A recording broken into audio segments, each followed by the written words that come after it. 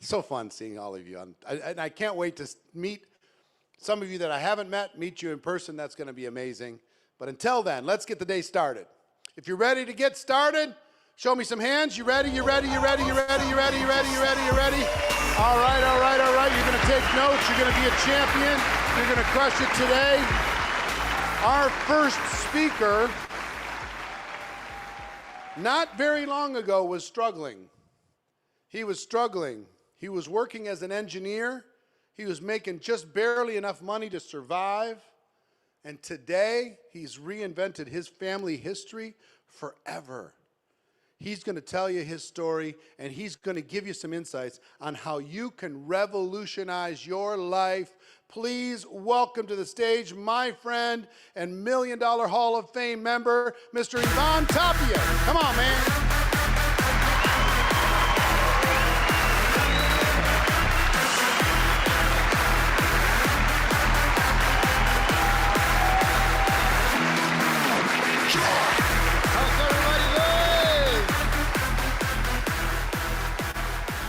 How's the level of energy today in the morning?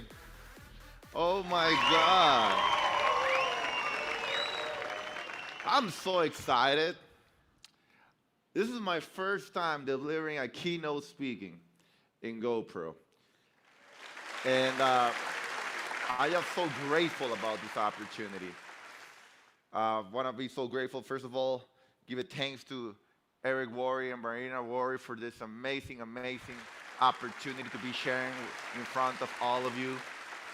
I was listening to this, over 65,000 people streaming. That is the biggest event I've been part of network marketing history. And it's so beautiful that we are all part of it. You guys are part of it. You guys are part of history. I mean, the reality is, Eric was mentioning that we're part of Hall of Fame and $1 Million earners, etc. The reality is that I was in the same spot that you are right now. Maria, Andrea, Maven, Donna, Francis, Tanetta saying hi. I was in the same spot as you, my friend. I was in the same spot as all of you. Maybe at the same, maybe even worse. Maybe you are worse than I was before. Just to give you guys a little bit about my background. My name is Ivan Tapia, as Eric was saying. I'm from Tijuana, Mexico originally. And when I was born and raised, I had the opportunity to go to the U.S. And I came to the U.S. I graduated as a civil engineer. Long story short, because I want to give you some value here today, what happened to me is back in 2008, being a civil engineer, it was very hard for me as I lost my job. I don't know if anybody of you have ever lost your job or anybody that you know lost their job, but for me personally, it was very hard. Well, and I was a good engineer, and basically they told me in December, "Thank you, Ivan." We don't have any more job for you, any more work for you. It was hard because I just actually bought a house 2 months before, so now I didn't have the payments to pay the house, then to pay the car that I had just bought my wife months ago. So basically, that made me make a big decision. And when we gave the house back, I said, I cannot trust corporate America. I cannot trust having a job forever. I cannot trust a boss. I cannot trust a company. I cannot trust the economy. I cannot trust a country for my financial security. The only person I can really trust for my finances from here on is myself. But I've never actually knew the opportunity, huge opportunity that network marketing has. And back in 2009, I'm going to share a little bit about this because for me it's so important. Eric was mentioning today is the day of celebration. And if you feel that you're going to accelerate your life, you're going to make 2x, 3x, 5x, 10x of your money, I want you guys to put a number 1 in the chat right now, and because you're going to make a decision after today that this is going to be done. So Deborah, this is going to be done. You know, Clarissa, that's what I'm talking about. Putting the number 1 right there. It's going to be done. And that's what happened to me. Back in 2009, a good friend of mine invited me to a network marketing opportunity. I was very skeptical. I said, hell no, I'm a civil engineer. What are you talking about? Me, engineer, doing network marketing? But then I look at my check account and I said, okay, I need to fill something else because civil engineering is not really cutting it out. $70,000 in debt, lost my home, went back living with my parents. So imagine, 25-year-old, my wife is pregnant, and we had to give our home back, and I got invited to a network marketing opportunity. And I remember back then, I went to an opportunity in San Diego, California, and gentlemen by the name of Calvin Becerra, who some of you guys know, I met him. He was already making close to $1 million per year, and that's when I met him. And I said, this gentleman, he's 2 years older than me, and he's making that much money? Oh my God, I'm in the wrong industry. Why didn't anybody told me before about this amazing industry? So I made a decision to join network marketing, and I remember his story was how he went from 0 to the rank that he was in basically 7 months. And I said, that's done. That's going to be me. And I got so excited. But here's the reality. Happened to me. I was working so hard. I made a decision. I was working so hard. How many of you have ever happened that you're working so damn hard, but then the results don't happen? How many of you have ever happened? Put a number 2 in the chat that has ever happened to you. And I was working so hard, and I was seeing Calvin having the amazing lifestyle, and I was like, man, I'm earning $300 a month. What's going on here? What's going on? $500 a month. What's going on here? Why is he earning that much? What's the difference? And it took around almost 3 years for me to be in the network marketing industry, and I still didn't know what $1,000 per month check was. Imagine that. Almost 3 years. I made my first $1,000 per month check back in September 2011. Just imagine, 2 years and 9 months in network marketing, and I didn't know what $1,000 per month check was. Now, of course, I couldn't live only of network marketing, as you guys may know right now, because I was not making money. But I never lost my dream. I never lost my desire. Because even though I was not earning, I said, if it took me 5 years and a half to become a civil engineer, to be earning $72,000 per month, but now I lost my job, and I got another job as a civil engineer after, but I knew it. If it took me 5 years and a half, of course it's going to take me more to become a $1 million earner in network marketing. It makes sense because you need to do a career. People overestimate what they can do in 1 year, but they underestimate what they can do in 10 years. So you got to take advantage, and you got to do of network marketing a career, a profession. And what happened to myself is I was working very hard during all that time, but I didn't know how important were the events. And I remember I started listening to more mentors, to more leaders in network marketing. I started listening to the Bill Hereford. I started listening to the Holton Bus, and I started listening to amazing people, basically to a lot of leaders. And finally, I went to my first GoPro event. I remember 2013. 2013, I went to my first GoPro event. Now, by then, before I show you how I came to my first GoPro event, because I think this is very important. I made my first $1,000 in 2011.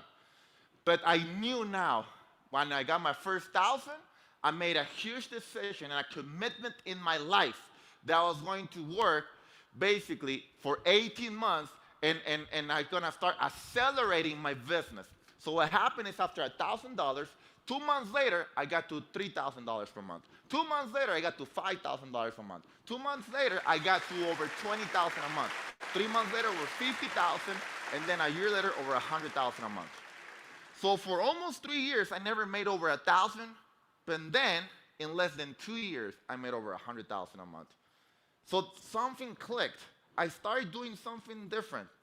but that make huge decisions in my life. One of the biggest things I remember Jim Rohn used to say, work full-time on your job, right? Part-time on your fortune. So I started working part-time in my fortune. I started working part-time on what I desired, my burning desire, which is freedom. Raise your hand if you guys desire freedom. Raise your hand if you guys desire freedom. Get excited for freedom. Get excited when you see the lives of all the amazing the $1 million Hall of Fame earners. So here's one of the biggest things that I'm going to tell you helped me accelerate my business. It was basically what it was, making a decision. So where can I see my PowerPoint? I'm trying to see my PowerPoint. There we go. So this was the before Ivan Tapia. This was when I was an engineer. That was the car that I was talking about, the Toyota RAV4. That was my Hyundai Sonata, 2007, right? That was my Toyota RAV4 from my wife, 2003, that I lost. That was an apartment. That's my wife right there in the kitchen. I always have fun with her. I'm like, why you took a photo in the kitchen? You don't cook, right? I always tell her that. But I mean, I love my wife. She couldn't be here today in the stage, but nothing of this would have happened if it wasn't for her. That's a fact. Okay, just so you guys know. And this is the after picture. This is after I started making $100K a month. So you see the cars, you see the houses. That's actually, to be honest, old houses, old cars. We got some upgraded ones now today. But the biggest things that I want you guys to understand is, if you need to have the right mindset first in order to accelerate the business. So what I'm going to share with you guys today is what is that right mindset in order to accelerate. Because like Stormy Wellington was saying yesterday, you already have the tools with Network Marketing Pro, with GoPro. Eric does an amazing job of teaching all the basics, all the advanced information for all of you guys. And we're just blessed with having a person, which they call him the godfather of network marketing. I mean, you're just blessed with that information. The only thing you guys need to do is put action in that. But how do you do it? I remember one of the biggest things I understood, you can never miss an event. You can never miss an event. And now that I said Stormy, I remember one of the leadership retreats that I went in my last company. This was 2012. I got invited to a leadership retreat. I was making around $5,000 a month back then. And she probably doesn't remember, but I was sitting in that leadership retreat, and next to me was Stormy. And when when you're making okay money, I mean, $5,000 a month is okay money. I came in, and I was like, oh, I'm making $5,000. Oh, I'm from Tijuana, Mexico. You feel excited because you're making a little bit more, and you're kind of like in a good area in your company, right? In your city, maybe. In your city, you're maybe the top 10, top 20, or top 1, whatever it is. But now I'm in the event, the leadership retreat, that's the top people of that company, and next to me was Stormy. I remember Stormy it was an iPad, she brought it up, and she was showing like 200K. She was picturing, visualizing 200K a month. And I looked at it, I'm like, oh my God, hey, how much are you earning? I remember she told me it was $60,000 a month. I felt so stretched right there. So you need to be in the right environment. You need to be with the right people. That's why I also want to congratulate all of you, because you are in the right environment. You are in the right, and with the right culture here with GoPro. So I want to talk about the 4 seasons. How many seasons we're talking about?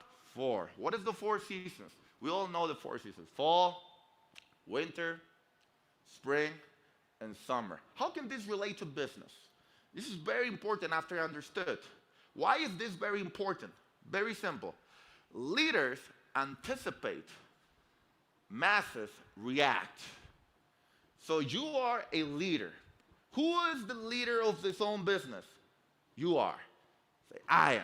So when I understood I am the leader, I need to start leading myself. So we cannot change the seasons, but we can personally change. So every season, and this is very important after we understand every season, it's going to show its own challenges, its own characteristics. The reason why I was not growing from 2009, 2010, 2011, it wasn't just because I was working very hard. It's because I needed more personal development. I needed to develop some skills. I needed to be more patient. But I had a lot of energy.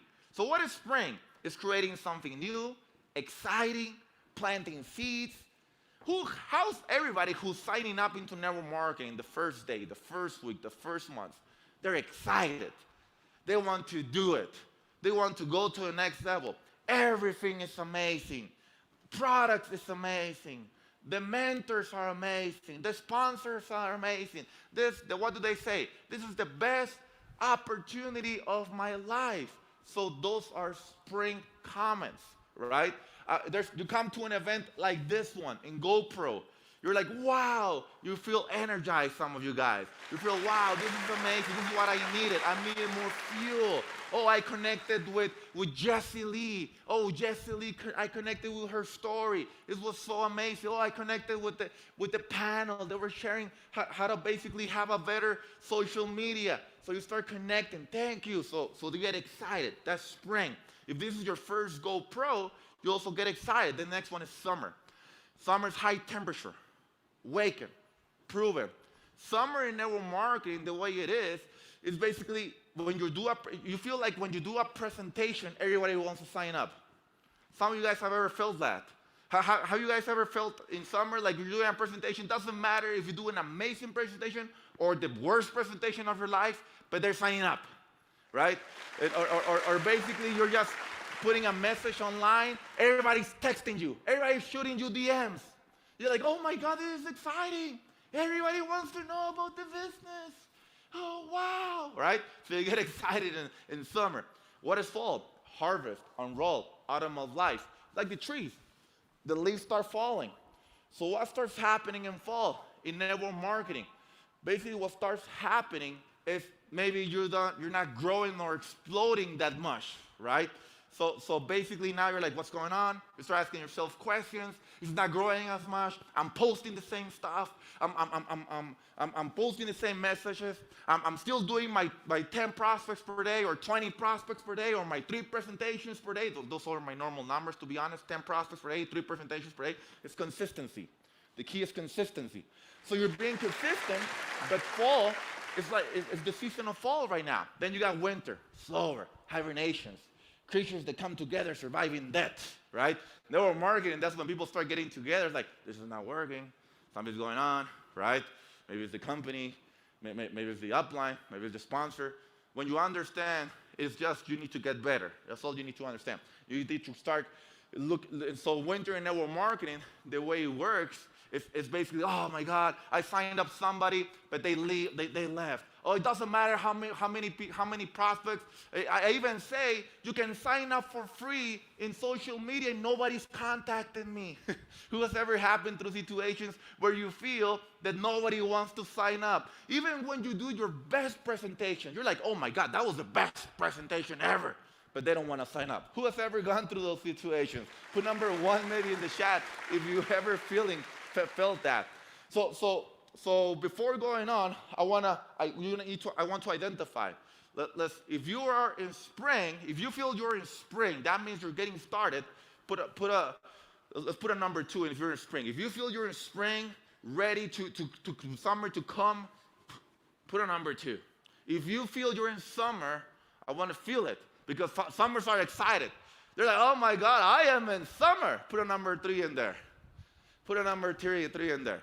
Now, to be honest, it doesn't matter the season and right now that you are in the sense of energy. Your energy has to be the same. Once you understand that the energy needs to be the same every time, growth's going to start happening at the right time. So number 4, put a 4 if you're in fall. If you feel you're on fall, place a number 4. And if you feel you're in winter, place a number 5. I want to see the numbers. I want to see. Some of you guys are like, I don't know if I'm a 4 or a 5. But here's the cool part. Once you understand you're in winter, guess what's coming? Spring. That's a beautiful part. Because now you can anticipate. And how can you get out of winter?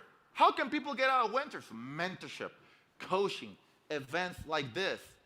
The major challenges of people who are in summer is they don't ask questions because they feel they're growing. Why am I going to ask questions? I'm doing great.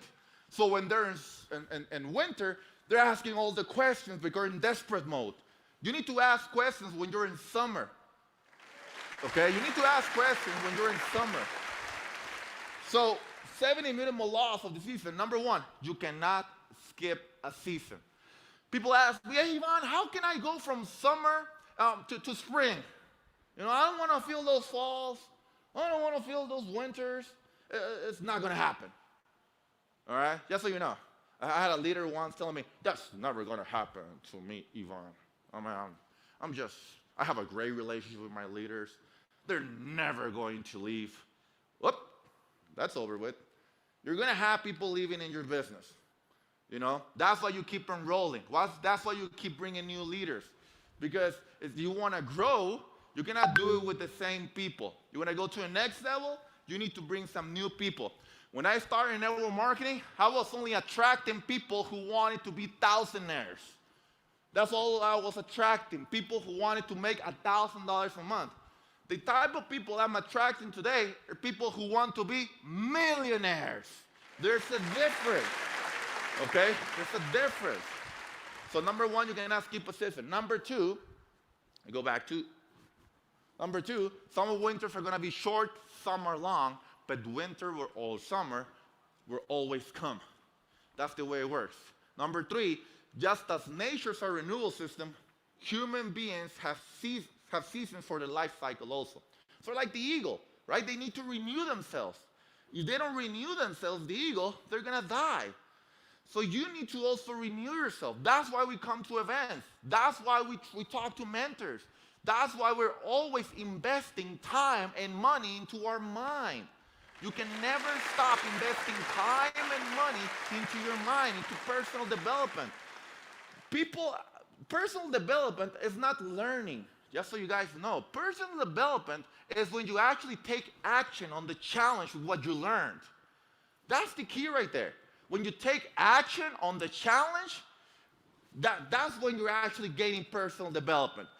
Okay? When you see the challenge, oh my God, I got a lot of knowledge. Should I take it or not? No, you should take advantage of all the knowledge.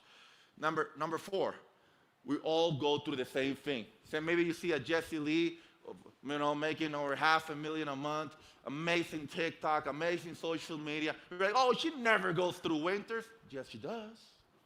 I'm pretty sure she does. Ivan Top, oh yeah, I do, you know. We all do. I got amazing leaders and partners, you know, David Imonitia and Alex Marta. I know we will definitely not also be in situation, success stories where we are without those two gentlemen. We all three go through the same thing also. Okay? Number five. What is number five, please, on the screen? Is each season has its own unique challenges and opportunities. So maybe this summer, you say, oh, I don't feel challenges, or fall, or winter. There are challenges and opportunities. And there's going to be another winter. There's going to be challenges and opportunities. So that's what I love about network marketing. The bigger, I say this to myself, the bigger problem or challenge I solve, the bigger the result or the bigger the check I'll have. So after I said that to myself, I love problems. Who loves problems? Come on, you got to say that. If you love problems, that means if you solve the problem, you can have a bigger check. Very simple. Number six, this is a rare course already established. No one can escape from it. And number seven, seasons comes with challenges. Seasons comes with challenges. I'm going to give you the last tip right here. This is the best tip for all the seasons, for you to understand. Even if you're in winter, your mind should always be in summer. So it doesn't matter if you're maybe in the worst part of your life. 2009, 2010, 2011, when I was not in my best part financially in my life, physically I was there, mentally I wasn't there. And because mentally I was already making $100,000 a month, because mentally I already had fired my boss, mentally I already had the car of my dreams, mentally I was already traveling the world, mentally I was already there. My life started switching, my life started changing, because the acceleration part, I was working so hard. I remember I took a path, when Eric says 90 days, to be honest, it was 18 months in a row that I didn't even look at my network marketing check. For 18 months in a row, I never looked at my network marketing check. And the reason why is because I said, this is my day zero, and in 18 months, back then I said I put 20,000 a month. That was all I put, 20,000 a month. If I was making 1,000, I was making 2,000, 5,000, I didn't care. I needed to get the job done. And that was very important because now you understand. It's not about, for example, Bitcoin. Right now, just a small example, it went down yesterday. A lot of people are like, oh my God, you should sell. But the people who anticipate, they're like, it's time to buy because it went down. So when you anticipate and you know the information, you don't react. You're ready for it. Okay? That is so important that you guys understand. Okay? So what I wanted to wrap up with this, and I wanted to know if you guys have made the decision. It doesn't matter if you're in spring, summer, fall, winter, but now that you know where you are, you know summer is coming, and 2022 is going to be your year. Because I remember years ago, I was brought here on stage as a $1 Million Hall of Fame earner. You know what's beautiful about working this way that we are doing? Yesterday, we had over 6 people in our organization come to the room as $1 Million Hall of Famers. It's not about us anymore. It's about the people. It's about how many people we're duplicating. It's about how many leaders are getting the information. So you need to picture yourself. Who is going to be the next one in the Hall of Fame, but also start understanding, if you develop the right way, who is the next person coming on stage with you also. So I want you guys to stand up. If you're ready to make a decision, stand up where you are and say, you know what? I am that next leader. I am going to be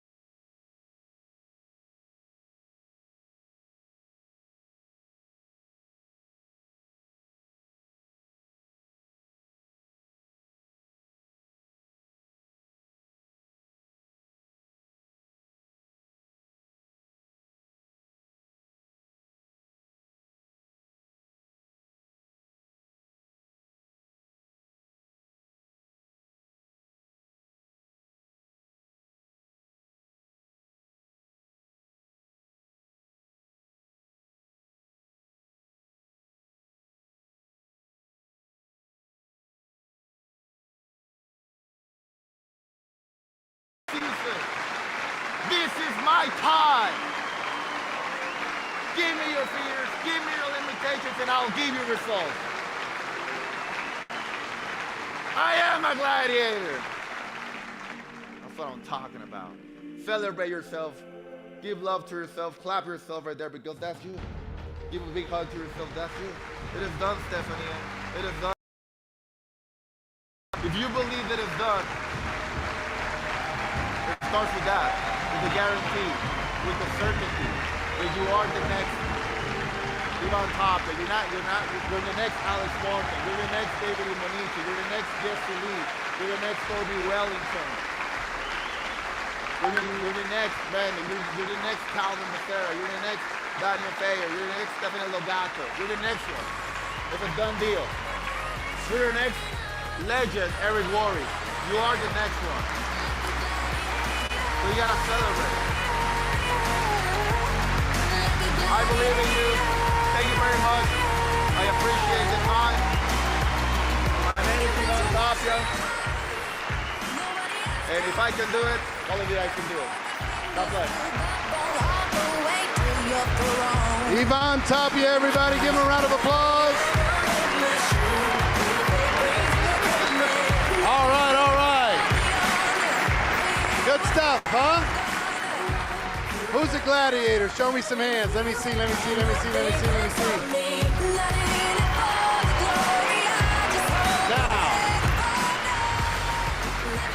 Now, listen to me. Before I bring out our next speaker, I gotta chat with you about something. I was watching backstage. It's always interesting to watch the reaction. When I look at the wall, I see people from all over the world, every race, color, creed represented. But when he asked you to stand, some of you jumped up immediately. Some of you stood up after 30 or 60 seconds because you felt like, well, okay. Some of you didn't just because, you're probably not being seen, so why? Why should I do that? And some of you couldn't. And I'm not talking about because you physically couldn't. You emotionally couldn't. And why do I tell you that? I tell you that because that's where I was. I had a challenge in my mindset early in my life where I was always ambitious because I wanted more. I was always ambitious, but I never had wealth. I never had freedom. I could create cash flow, but I couldn't create freedom in any way. And what was happening in my life is I was sabotaging my own success because of my lack of self-worth and my programming. Coming from a religious background, there's this little phrase in the good book that says it's harder for a man to go through the eye of a needle with a camel than it is for a rich person to get to heaven. And I went, what? Well, that sounds hard. So something in me felt guilty when I was winning. It felt guilty when I was succeeding. It felt guilty when I was moving faster than my family members. It felt guilty when I had money in my pocket. Just in my pocket, I would buy everybody everything. I quickly get rid of that money because, man, I felt weird about it. So I will tell you one thing that I want you to write into your notes, okay? Write one word into your notes. Permission. The word permission. It's really important that you give yourself permission to dream. You give yourself permission to imagine a higher level. You give yourself permission to say, it's okay for me to go to the highest rank in my company. It's okay because the highest rank is going to be a reflection of the number of lives I'm going to be serving in a unique way. It's okay for me to create generational wealth for my family. It's okay. Of self-worth is giving yourself permission to go there. It's really important. So why did I ask this next person to come here and share with you? because she's uniquely qualified to help you see a bigger version of yourself. She's uniquely qualified to help you understand how to accelerate your life. She's uniquely qualified to get inside your head and get inside your heart, find out what's holding you back, and move you forward. Yes, she's a #1 New York Times best-selling author. You've maybe seen her on The Secret, which is 30 million copies sold around the world. But what she does better than anybody else I know is she can help you unlock you if you'll give yourself permission to go there. So who's ready to give themselves permission to go there with our next speaker? Raise your hands. Show me your hands. All right. So open your heart, open your notebooks, be ready for a life-changing experience, and welcome to the stage my friend and yours, Miss Lisa Nichols.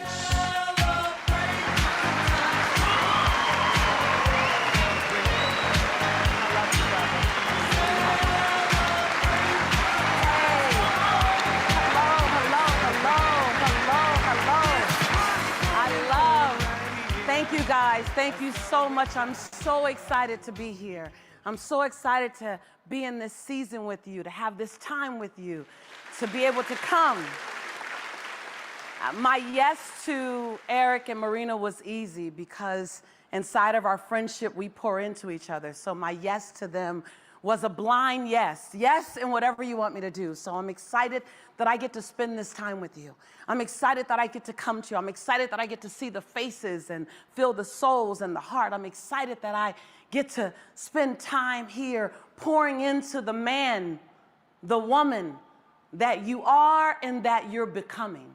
I love what Eric said about just tapping into the soul, tapping into the heart, looking at what's possible. I just got to put a disclaimer out, though. I didn't come here to keep you comfortable. So I want to make sure you know that that chat needs to blow up. We're about to break the chat room. So let me see your fingers. So I know that your fingers are ready because we're about to have a dynamic, delicious dialogue. So I want to make sure. So just type in chat, I'm ready. Just let me know you're ready. I want to see it blowing up. I want to make sure Anastasia is ready, Linda's ready, Lynn's ready, Rick is ready, Veronica's ready. I see all the I'm readies. I see the I'm readies. I want to see. All right. So I want to tap into what's necessary to go to places you've never gone before. I look at my life, and my life is barely recognizable. You couldn't have told me that I was going to be here. You couldn't have. Matter of fact, if you had shown me this life, I probably would have sabotaged it years ago because I was still, as Eric said, I was still developing my self-esteem, my self-awareness. I was still giving myself permission to be the woman that I've become and the woman that I'm becoming. How many of you know that I'm still in that space where I'm giving myself permission? I'm accessing that part of me that I've never accessed before. I'm seeing the things I've never seen before. I'm saying the things I've never said before so that I can become the man, the woman I know myself to be. Anybody know about that? Yeah, I see your hands up. I see your hands up. I'm just count me in. I see your hands up. And so what happens and how you get there is that you have moments. I was interviewed 155 times in 2008 because I had just come out with my book, No Matter What, at the time, and I was the first woman in the industry to be paid $1 million to write one book. And so I got a lot of interviews. And every interview kept saying, what was the moment, Lisa? Everyone wanted to know the moment. What was the moment it turned around? Well, first of all, there are a lot of moments. But I want this weekend to be one of yours. I want this weekend to be that defining moment when something in you woke up, when something in you became audacious, when something in you became another level of tenacious, something in you just turned. Because you'll have this moment, and 2 years from now, when someone's interviewing you and they say, what happened? When did it happen? What occurred? You can say, it was on that weekend in December. It was that with my tribe, something in me woke up that I couldn't put back to sleep. something in me stood up tall that I all of a sudden began to climb over my fears. I want this to be that weekend. I will only be a part of the equation. Many people will help you get there. But I want you to know that this weekend could be that. Because as I began to look at in my interviews, and people ask me, what was the moment? I had to find a moment when I made a declaration to myself. I had to find a moment when the excuse I used the year before wouldn't work anymore. I had to find the moment when I was willing to do what I'd never done before, say what I'd never said before, so that I can be the woman I had never been before. I had to find that moment. And so I'm inviting you to let this weekend introduce that moment to you. Let these 3 days have an expectation. Don't expect to be entertained. Expect to be transformed. Don't expect to receive. Expect to get ready to get up. That all of this is fuel for you to get up and do something you've never done before in a way you've never done it before. Because you needed something this weekend. I see your hands clapping. You needed something. You needed something.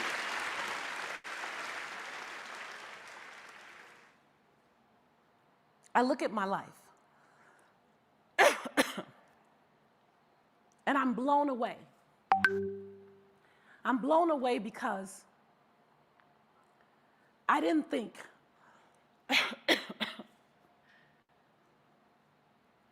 that I would ever be in this space. I look at my life, thank you, brother. I knew he would come. I love you.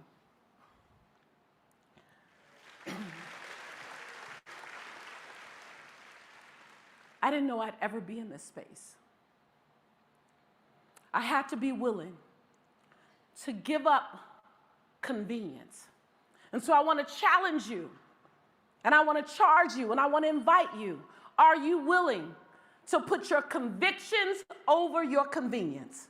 Are you willing to be mildly, to moderately, to significantly inconvenience for your dream? Are you willing? Are you willing to say, I'm not asking for it to be easy, I'm asking for it to be for me? Are you willing? Are you willing to pray not that it gets easier, but prepare that you can get stronger? Are you willing? Because if you are willing, there's someone watching you, and you don't even know who they are. And when they watch you and they watch you climb like you've never climbed before, they watch you get back up 1,000 times, you inspire them. What I realized, that my life had less to do with me. Your life has less to do with just impressing you and inspiring you. It has more to do with the people who will witness you. They'll witness you get up. They'll witness you play again. They'll witness you forgive. They'll witness you love. They'll witness you take nothing and make something. When you realize that it's about the people who are going to witness you. I was just in the back talking to Barry, and I was sharing a story with her. And Barry, I'm going to share it now. She was like, are you going to share that? I was like, no, I'm just talking to you. But I'll share the story. In 2000 and maybe 7 or 8, I'm sitting in a van with John Assaraf and Jack Canfield. The Secret had just come out, and I was still struggling. Put your hand up if you've had some success, but it's still really hard. It's like, and you're asking the question, when does it stop getting hard? When does it stop getting hard, right? You're asking that question. When does it stop getting so hard, right? I see you, Lourdes. And so I'm sitting in the van, and I look over at John Assaraf, and I say, John, please tell me, when does it stop getting so hard? And I'm like in this wimpy energy, like I'm even embarrassed when I think about how I must have sounded. John, I'm just so tired. I'm exhausted. Hands up, anybody, just type your name if you know. I'm exhausted. I'm exhausted. And I'm tired of watching everybody else's success. Anybody know what I'm talking about? I'm tired of looking through the windowsill, Becky. I don't want to look through the windowsill anymore at someone else's success. I want to get mine. I want to know what's out there for me. I'm tired, John. I'm just tired. And John Assaraf looks at me, and I promise you, without any hesitation in his voice. He said, Lisa, you can't sow your seed and reap your harvest in the same season, sis. He said, this is your seed sowing season. He said, and you have to water the seed, and you have to give light to the seed. You can't just stand over the seed and say, grow, lemon tree, grow abundance tree. You got to do something. You got to give that seed time. You got to give that seed consistency. He said, Lisa, are you willing to sow your seed and then wait and be consistent so you can reap the harvest? I said, okay, I guess. Fast forward 3 years, you guys. Now remember the first time we were in a van going to John Gray's house. 3 years later, I'm sitting in a limo with John Assaraf beside me again, and I'm on my way to Larry King. And I'm on the phone with Warner Brothers. And John said, Lisa, I said, John, wait a minute. I'm on the phone with Warner Brothers. He said, Lisa, I got a question for you. I said, John, I'm on the phone with Warner Brothers. He said, I just got a question. I said, what? He said, how does it feel to reap your harvest? What does your harvest feel like? And so I ask you, I invite you, I stop by to ask you, are you willing to plant your seed? And then are you willing to water it with consistency? Are you willing to water it with patience? Are you willing to give yourself 1,000-second chance? Type in chat, giving myself 1,000 second chances. 1,000-second chances. And when you get to $9.99, are you willing to press reset? Are you willing? Are you willing to give yourself everything you need? You don't want it to be easy. You don't need it to be easy.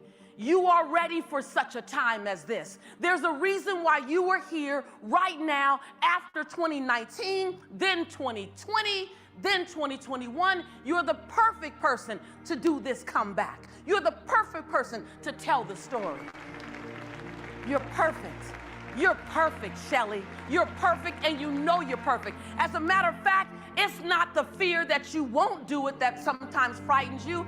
It's the fear that you might be everything you know yourself to be sometimes that scares you. Come on, I see you, Victor. Type your name in chat if you know you can see your light. You can see your light. You know your light. You know your power. You know who you are. And sometimes that scares you. See, there was a long time, I've had this essence in me for a long time. It wasn't that this essence was new. It was that I just wouldn't let the essence come out because I was afraid of my own light. I would see glimmers of my light and go, could that really be me? Nah, that can't be me. I'm that young girl from South Central LA with mocha skin and full lips and round hips and kinky hair. I can't have that kind of abundance. I can't have that kind of wealth. I can't be loved by all those people all around the world that don't look like me. Nah, that's not for me. It couldn't be me. You don't know my history. Anybody have that conversation at times? I know that I kept discounting myself. And then one day, I found myself asking, well, what if I am the right person for such a time as this? What if you are the right person right now in the right place doing the right thing? What if someone, they won't be quite as inspired looking at someone else achieve as they will be inspired when they see you achieve? What if? What if? What if everything you've been through is perfect for who you are becoming? What if? I stopped by to make it mildly, to moderately, to significantly uncomfortable for you to sit in any form of mediocrity. I stopped by to ask you, are you willing to plug into your conviction? Are you willing to pull up your confidence? Are you willing to reignite your commitment? Are you willing? Are you willing to say, I'm willing to be consistent? I'm willing to be committed. I'm willing to do that thing that I thought I didn't want to do anymore.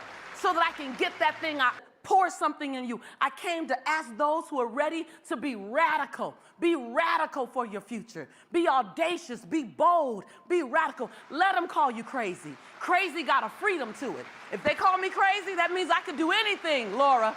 I can do anything because now I got the freedom, Kevin. I'm all right. See, when my son Jelani was 2 years old, he used to break his toys in 14 days. I don't know, anybody have a son? Like, if you have a son, they like to break. They just love to break. I mean, right, Laura, I see your hand up, Brandy. And I'm not saying all boys, but my son loves to take it apart. So because Jelani loved to break the toys, in 14 days, y'all listen to this, I would only spend $14 on the toy.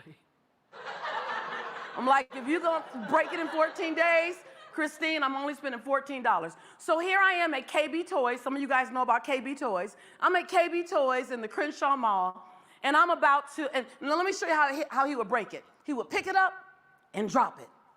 Pick it, no matter what I got him, pick it up and drop it. Everything, pick it up and drop it.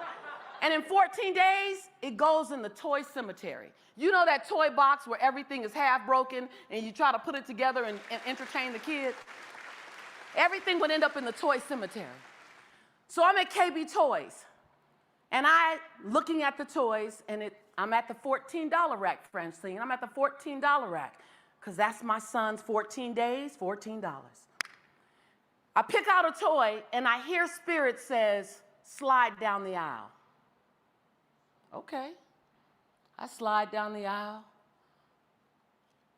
Mattel, Tonka toy, $44.99. Oh no, God, this is way out my budget. I slide back down to the $14 toy, and I pick up the $14 toy. I cash out. As I'm walking across and step my foot across the threshold, I hear Spirit says, I said, get the Tonka toy. I said, I can't afford the Tonka toy. We already eating beanies and weenies. We're about to eat beanies and no weenies. Y'all know you know what I'm talking about, beanies and extra sugar, right? And so Spirit just kept saying, be obedient, Lisa, be obedient. And I just gotta say, I'm not here to impose my belief system on you, my spiritual belief system on you, but how many of you have heard the divine in you? You've heard God give you clear direction, and you trying to negotiate. You trying to negotiate the direction because you don't see the how. You've been told the what, and because you don't see the how, you start hesitating on the what. Who am I talking to? Type your name in chat. Just type, remember them fingers? Type your name in chat. Who did I come for? I came for somebody. And you trying to see the entire journey before you take one step. And God's saying, can you take your one step so I can show you the next step, so I can show you the next step? And you're like, hold on, I need to see the entire GPS before I start. And the truth is, we'll trust that computer in our phone and in our car and just turn left when it says turn left, not quite sure where we're going. And I'm saying, can you, Margot, trust the faith in your soul that you're on the right path to do the same thing? Here I am on the threshold of the store, and I'm arguing with God right there in the Crenshaw Mall. God, I ain't got this money. And God said, I said, buy the Tonka toy, Victor. Buy the Tonka toy. So I go back in the store with an attitude, y'all. And I don't know if you know what it looks like with a black woman with an attitude. But I go in the store, I throw the toy on the counter. I said, I want to trade this toy in for the Tonka toy. And the woman says, okay, that'll be $44.99. And I'm like, oh, Jesus. I go home, I said, Jelani's gonna break this toy instantly. The first thing my son does is he picks it up and he drops it. And the truck goes, mmm. And then he picks it up again and he drops it. Mmm. I don't know if you know about a Tonka toy, but it goes slow. It's not even a fast toy. But it, 3 days, pick it up, drop it. 5 days, pick it up, drop it. 7 days, pick it up, drop it. 10 days, pick it up. Every day this kid is picking up this truck and dropping it. I'm like, it's gonna break, it's gonna break, it's gonna break any day now. I just wasted $44. 12 days, pick it up, drop it.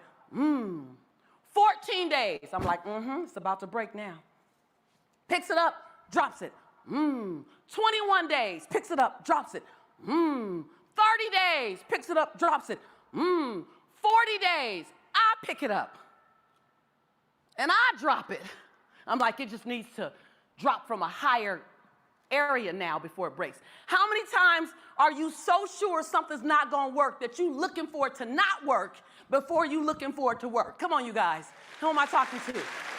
You start looking for it to break down because even though you really want it, you told yourself it's not gonna work. So now you're looking for evidence to prove that you're right, that it's not gonna work. I'm looking for evidence that this truck is gonna break. 60 days, pick it up, drop it. 80 days, Jelani loves this truck because it's reliable. Pick it up, drop it. 120 days, he picks it up, drops it. Then he takes it outside and he drops it down the front porch. Ba-boom, ba-boom, ba-boom, ba-boom. It gets to the bottom. This truck is like there, 250 days, pick it up, drop it. He gets tired of the toy. He has it like a year, 2 years. He gives the toy to my nephew. He gives my nephew explicit instructions on how to play with this toy. So the first thing my nephew does, y'all know, picks it up and drops it. For the next 175 days, my nephew picks up this truck and drops it. My nephew gets tired of it, gives it back to Jelani. Jelani says, Mom, I'm too big for this truck. It just won't break. It just is good. So we take it to the Goodwill. And the last thing we see, my son picks it up and drops it, and it rolls in the Goodwill. I'm here to tell you that I was surprised at that toy, and someone came for this. So if this part is for you, I want you to type your name in chat just in one moment. My son, I was surprised that my son wasn't able to break that toy. I was surprised that that toy outlasted my son. But here's this. Mattel wasn't surprised because Mattel built that Tonka truck to outlast my son. Mattel said when they had that Tonka truck on the assembly line, they said this Tonka truck is gonna meet Jelani Malik Nichols. And Jelani Malik Nichols is gonna pick this Tonka truck up and he's gonna drop it just a few hundred times. And Jelani is gonna stumble this truck down the front porch. This truck has to be made with extra glue, with extra stillness, with extra sturdiness. I believe, I'm not imposing my faith system on you, but I believe that when God had you on the assembly line, hello somebody, when God had you on the assembly line, he said, Josephine's gonna go through something.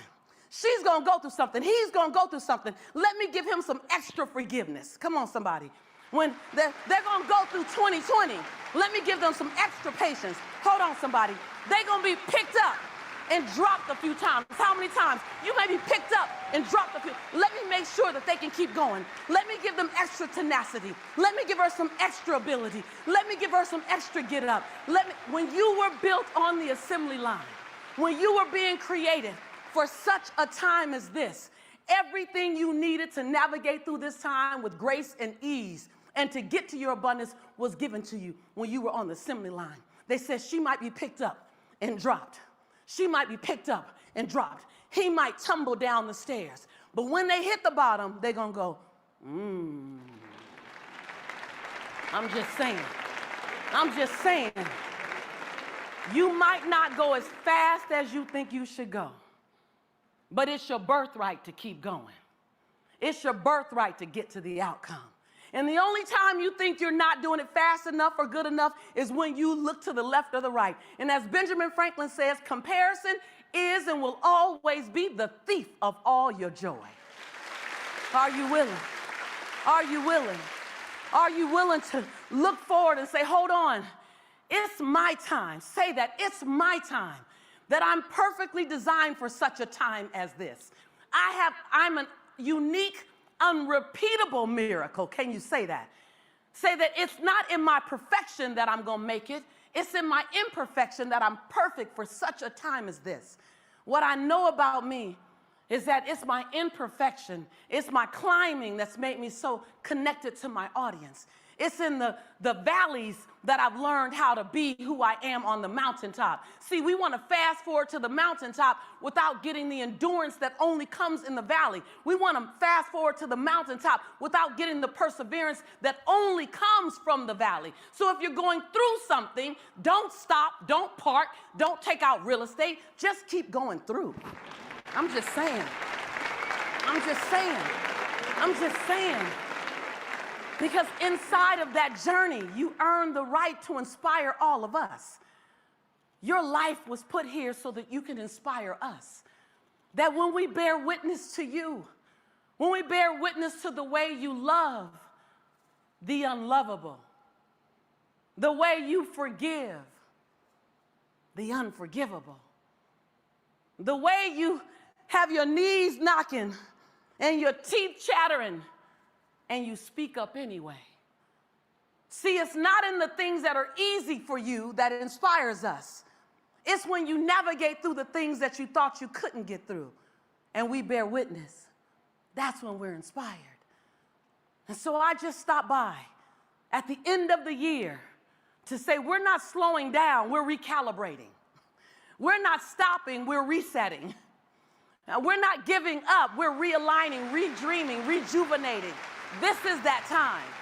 We're not emptying our tanks, we're filling up our purpose tanks. I just stopped by to remind you. I stopped by to remind you that you're in the right tribe. I stopped by to remind you that we need you more than ever. We need you to do you, because if you don't do you, you will never be done. I'm just saying. I'm just saying.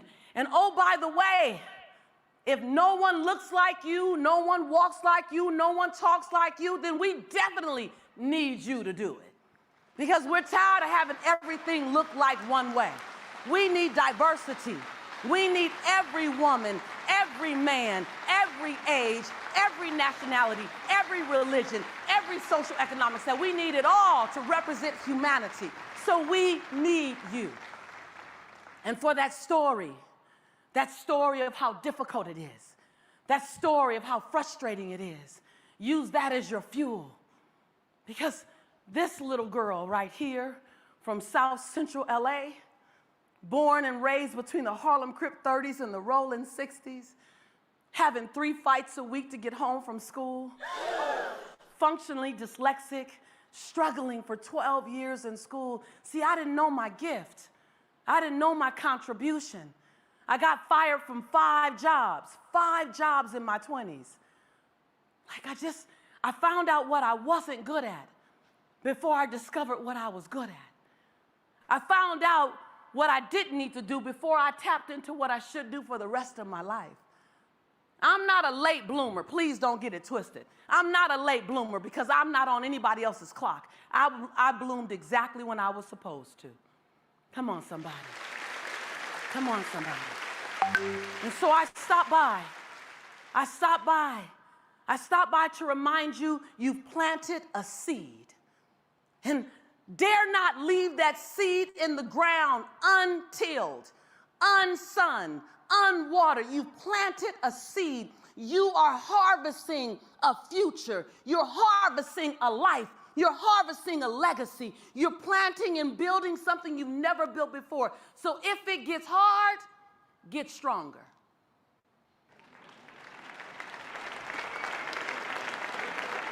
Why not? Why not? Because somebody will bear witness to you. Somebody will watch you from a distance. Marina was telling me behind stage, she whispered in my ear right before I came out, she says, somebody's watching you. And they're seeing you for the first time, but you've inspired them before, just like me. And Marina and I met years ago, but we only met because she watched me in the secret. And so my inspiration touched her years ago, and then I was able to hug her. She was the last person I hugged before I walked out.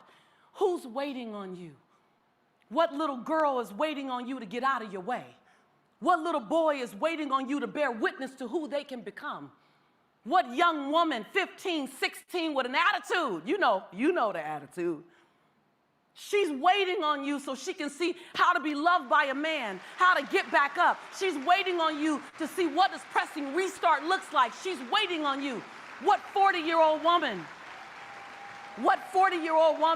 is wondering, is my life over? Is this all I got? And when they bear witness to you, you become evidence. Oh, sister, brother, you're evidence. And if evidence can stand in a court of law, then it can stand in the court of life. You're evidence of what's possible. So let's get busy. Let's get grounded. Let's get ready. And oh yeah, you're going to have some hard times. You're going to be frustrated. It's going to happen. You're going to have some setbacks. But a setback is just a setup. I promise you. Can you see the other side, Chad? Will you see it?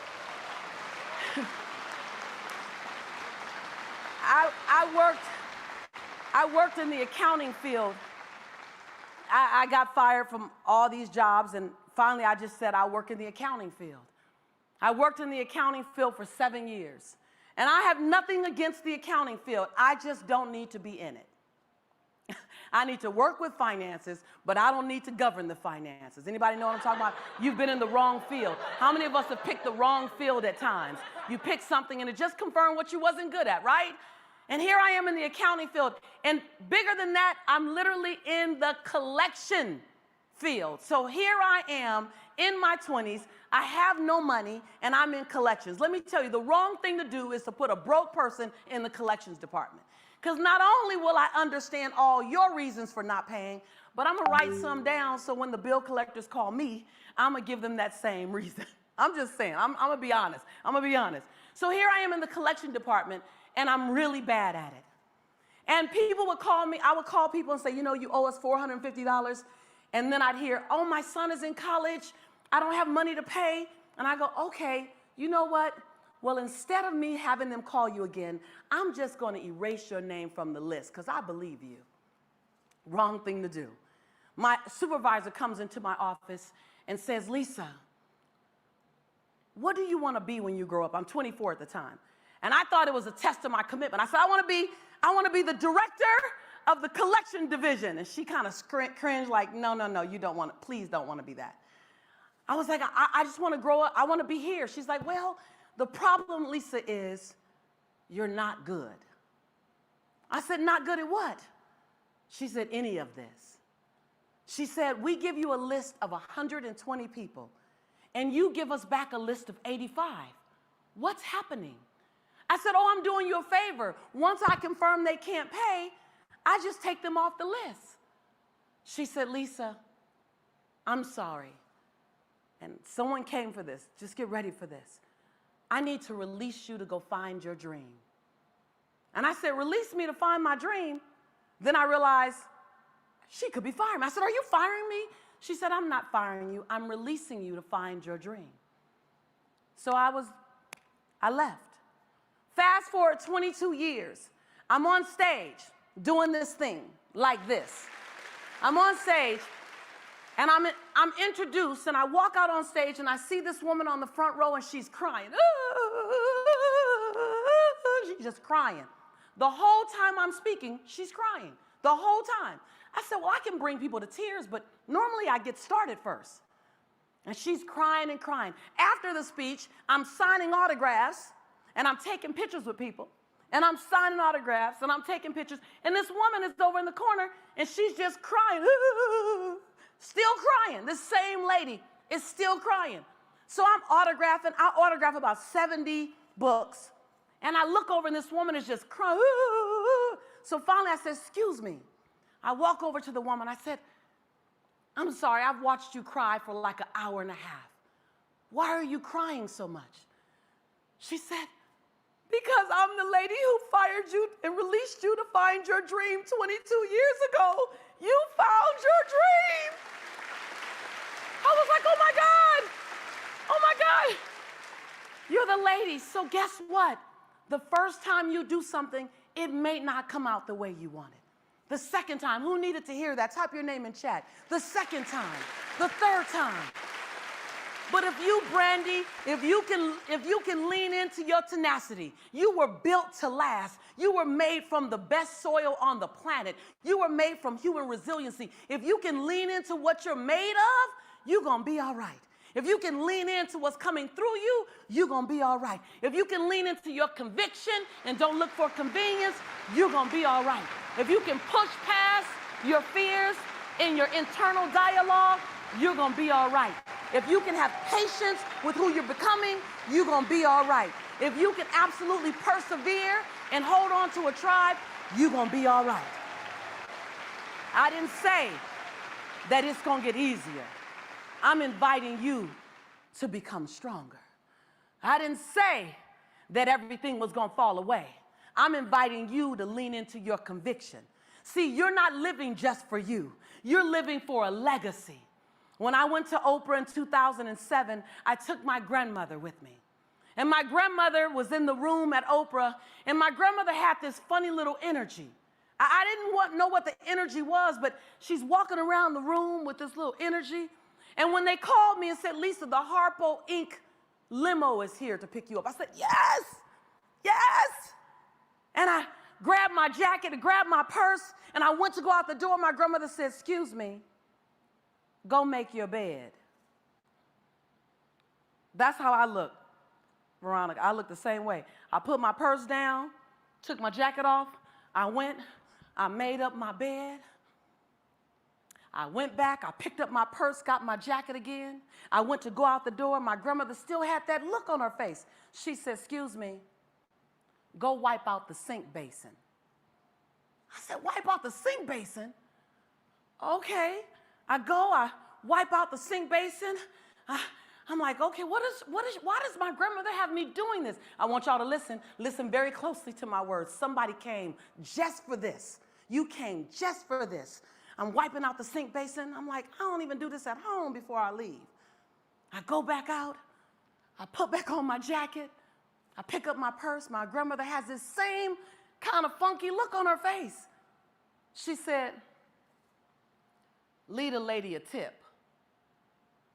I said, Grandma, I just did her whole job. She said, don't be funny. Leave the lady a tip. I pull out $3. She said, you make a lot of money. Leave her more money than that. I went a little deeper, pulled out $10. And as I'm walking out the room, I said, Grandma, just out of curiosity, somebody came for this. Just let me know in chat if this is you. I said, Grandma, just out of curiosity, why did I make the bed up? Why did I wipe out the sink basin? And why did I leave the lady a tip? She said, because I know you think you're walking on those red bottom shoes, fancy shoes. She said, but before you could stay at this hotel, your great, great, great ancestors were cleaning this hotel. And they cleaned this hotel knowing that they would never stay at it, but they prayed that one day you would. And they prayed that when you stayed at it, that you would do right by them. She said, and I know you are not used to doing the things you're doing. I know, she said, but you left the tip because on the days that your great-great-grandmother got a tip, we got to eat meat that day. She said, baby, your life started long before you were born. I'm talking to somebody. Who am I talking to? She said, your life started long before you were born. She said, and I know you think that you're walking on this plush Oprah Winfrey carpet. And I know you think you're walking on the soles of those red bottom shoes. But I say to you, and I speak to you the way my grandmother spoke to me, you're not walking on the carpet. You're not walking on the floor at your home. You're walking on the shoulders of someone who came before you. You're walking on the shoulders of a great-great-great-grandmother or a great-great-great-grandfather who would never have an opportunity like this. But they prayed that maybe you would. And that when you did, then maybe you would take full advantage of it. They prayed. They said, when my baby gets the opportunity, I sure hope that she plays full out. When my baby gets the opportunity, I sure hope he doesn't quit too soon. When my baby gets the opportunity, I sure hope that when he's knocked down and when he feels like he's down, that he realizes what he's made of. that she realizes that what she's made of, that she doesn't have to trust her wings. I want her to trust her in your light. And you show up and you shine and you show out. All of a sudden, your light, this is when it gets good. Your light begins to illuminate their darkness. And for a mere moment, while they're in your proximity, because they're in the proximity of you, because you walk past them, because you came through the video screen, because you're on Zoom, because you're at the grocery store with them, somehow because you're in their hemisphere, because they're in your atmosphere, your light for a moment, the light that you thought belonged just to you, illuminates a little bit of their darkness. And for a moment,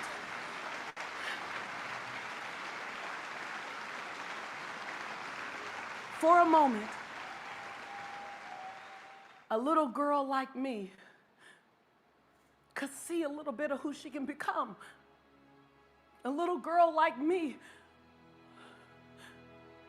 can catch a glimpse of the future that might be for her. A little boy like my son can see how he can become someone new because he caught a glimpse of you, because she caught a glimpse of you. Something in my soul, something in my cells changed because I was in proximity to you. I didn't watch you fly. I watched you get up. I didn't watch you dance. I watched you pray. I didn't watch you do it all right. I watched you do it again and again. And because I did, I'm a better woman. Because I did, now I can hold on to the legacy you gave me. And I can represent what you've given me. Someone's watching you. Someone's waiting on you. Someone's praying that you dig in. Someone's praying that you sow the seed, water the seed, feed the seed, and watch the harvest. And as you do that, I will forever stand beside you as your sister. I won't let you off the hook, because the last thing you want to be is let off the hook. So I ask you again, are you ready? Are you willing? Are you willing to do the thing you've never done, to say the thing you've never said, to become the man, the woman you've always known yourself to be? Are you willing? Are you willing? Because if you're willing, I say let's go. If you're willing, I say let's grow. If you're willing, I say let's pray. If you're willing, I say let's stand. If you're willing. But you choose, and choose powerfully. Don't choose halfway, choose powerfully. Choose powerfully. Make a choice. And oh, by the way, when you make that choice, don't expect everyone to get your vision. When you make that choice, don't expect everyone to get your vision. But remember that your sister Lisa said this: if everyone doesn't get your vision, it's simply because God didn't give your vision to them. God gave your vision to you. I love you. I honor you. I celebrate you. I'm inviting you to be unapologetic. I'm inviting you to be non-negotiable. I'm inviting you to be bold, to be audacious. I'm inviting you to stop asking for permission to exist. Stop asking for permission to be wildly abundant. Stop asking for permission to be brilliant. I'm inviting you to give notice. I'm just saying, somebody, it's time for you to serve notice. And every time you do, and as you spread your wings, And as you see your colors, and as you test your strength, and as you own your light, just know that I will always be there, watching you as you soar. I love you. I love you.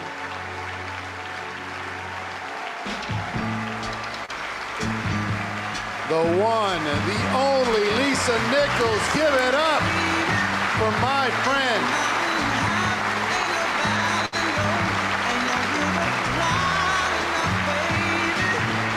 Wow. You see why I asked her to come? How many of you felt a level of emotion in the last 45 minutes? Raise your hands if you felt some emotion. All of you, come on. All of you that felt any emotion. Now, listen. You know what that emotion is? Do you know what it means? What do you think it means? Put into the comments. What do you think that emotion means?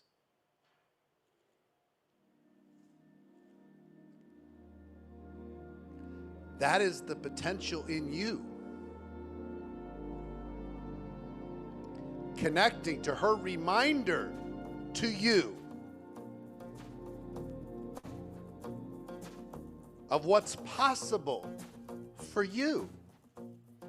It wouldn't be emotional if it wasn't personal. It wouldn't be emotional if there wasn't a piece of you that said, you know what? Maybe it is my time. You know what? Maybe I do need to get up. You know what?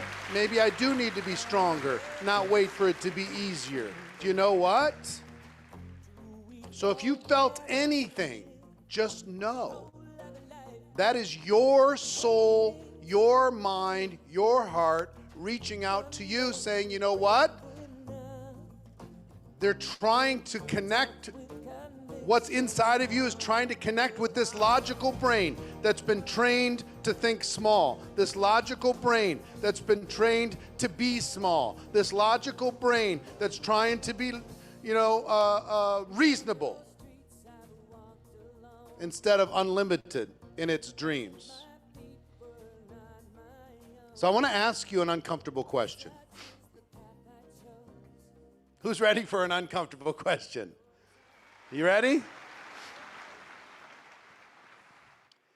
If you really gave yourself permission to step into the highest version of you, and I'm going to talk about network marketing for a moment, because the highest version is going to be expressed in lots of different ways, of course. How you show up, how you contribute to the world, your families, everything else. But I just want to talk about network marketing for a moment. Remember when Ed Mylett said, chase that best version of yourself? See if you can meet them. If you gave yourself permission to step into the highest version of you, how much are you worth per month? Just talk about network marketing for a moment. How much are you worth if you really gave yourself permission to step into the highest version of yourself? And I want you to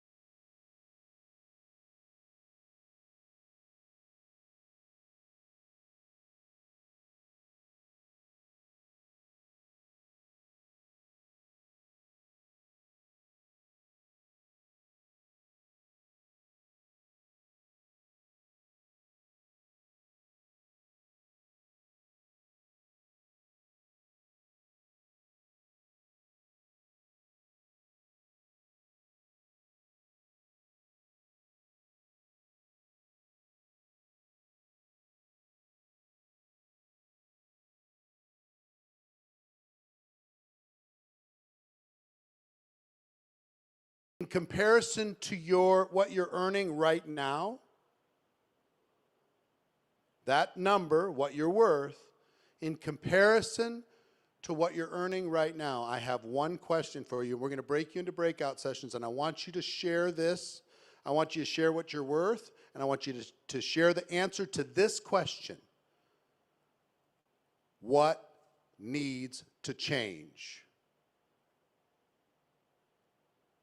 to close the gap between what you could be and should be earning and what you're earning right now? What needs to change? Who do you need to surround yourself with? What do you need to learn? What permissions do you need to give yourself? What environment do you need to create? What needs to change? Because if we recognize that we're this incredible, powerful being able to help unlimited lives with our products and with our opportunity, if we recognize that, and then we also take a look at what we're actually earning right now, what needs to change to close the gap?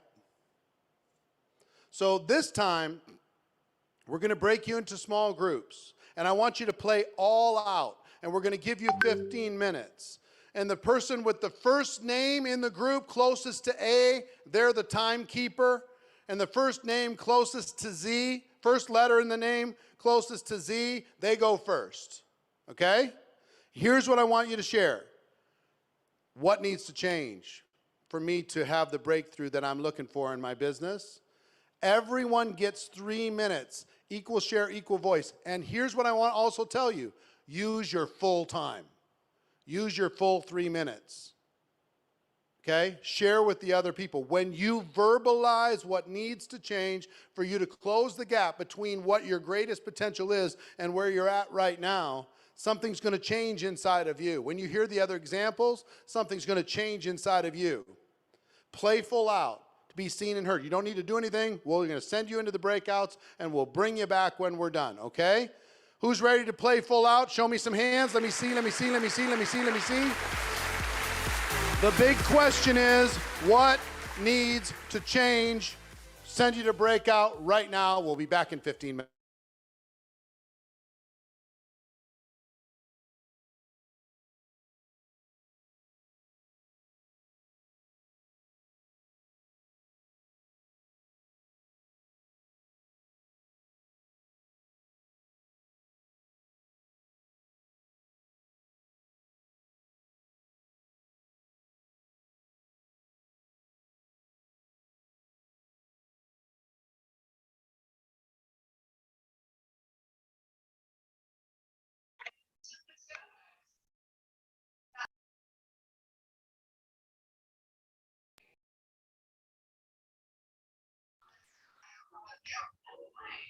I am from North Park, California, near LA. Hi. Yeah. So is this your first time at Good Prep? It is, yes. How do you like it so far? I really like it. Yesterday, I wasn't really able to join until the last like 4 hours. Work. Okay.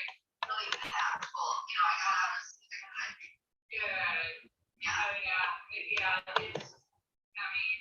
This is like my fourth one. It's just, you just never like get tired of it. It's just so inspiring to see what everybody else is doing and learn from everybody.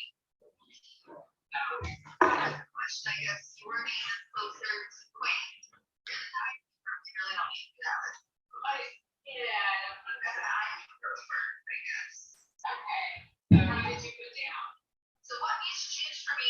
I have been a partner in my business for a year and a half, but really, you know, only was doing it for a discount or, you know, my family would get it too, so it like help us, you know. Yeah. And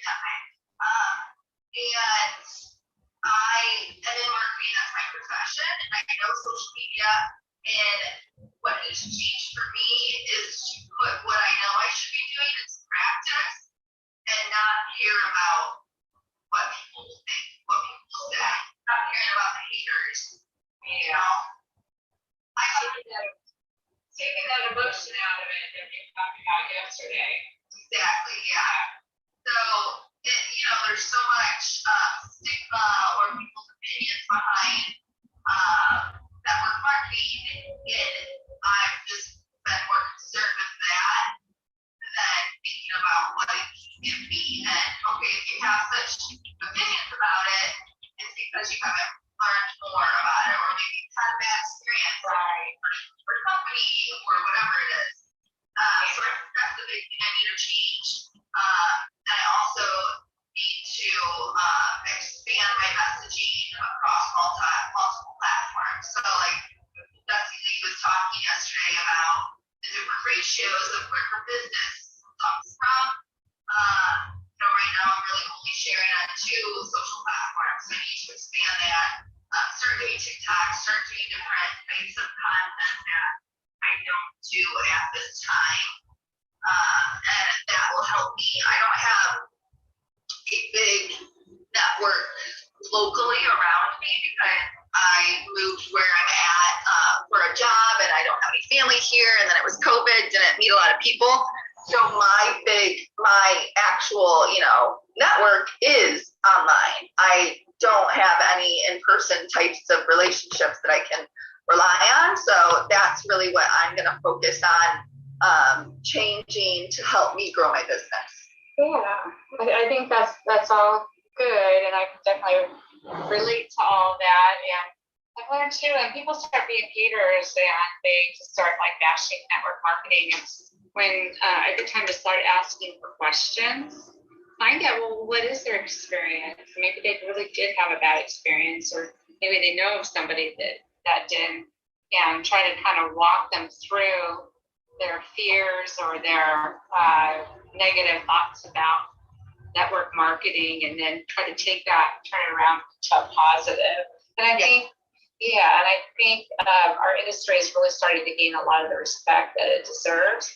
And there's always going to be, and there always has been, those few bad apples, or maybe a bad company that really gave a bad light on the industry. I think that's all turning around, as you can see from everybody that's here, 75 or 70,000 people right here just on GoPro alone wanting to learn. So I think Eric is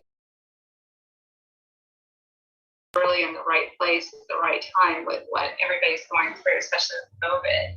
Yeah. But some things I need to change are time gets away from me.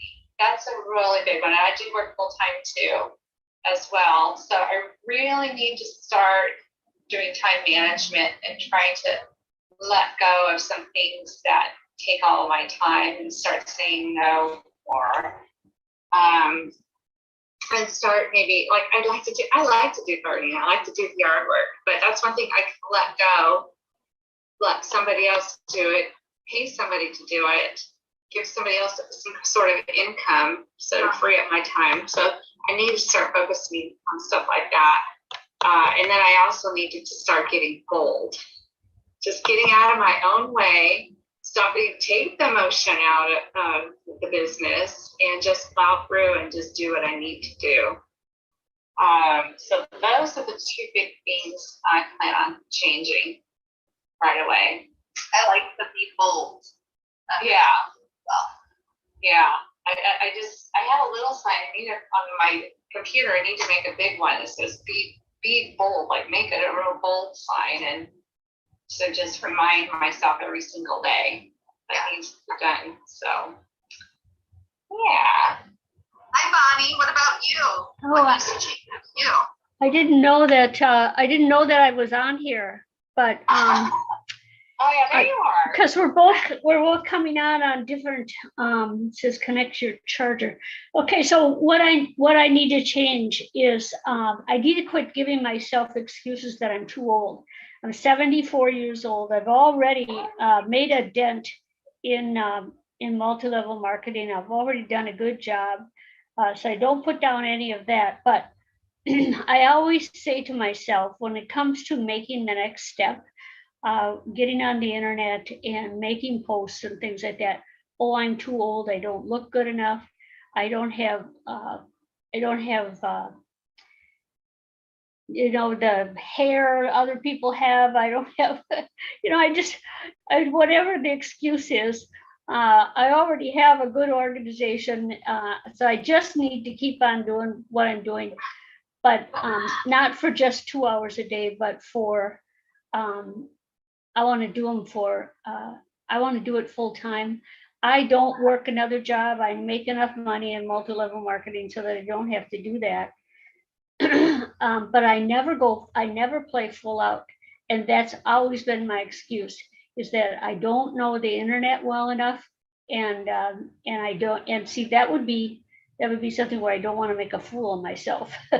And the other thing is that I'm not young, and only young people can do it. It's just something that's always been in my mind. But you know what? I have such an amazing story of how I got started in this business. It's been really just a godsend to me, because I never could have done what I have done. But it was because of health.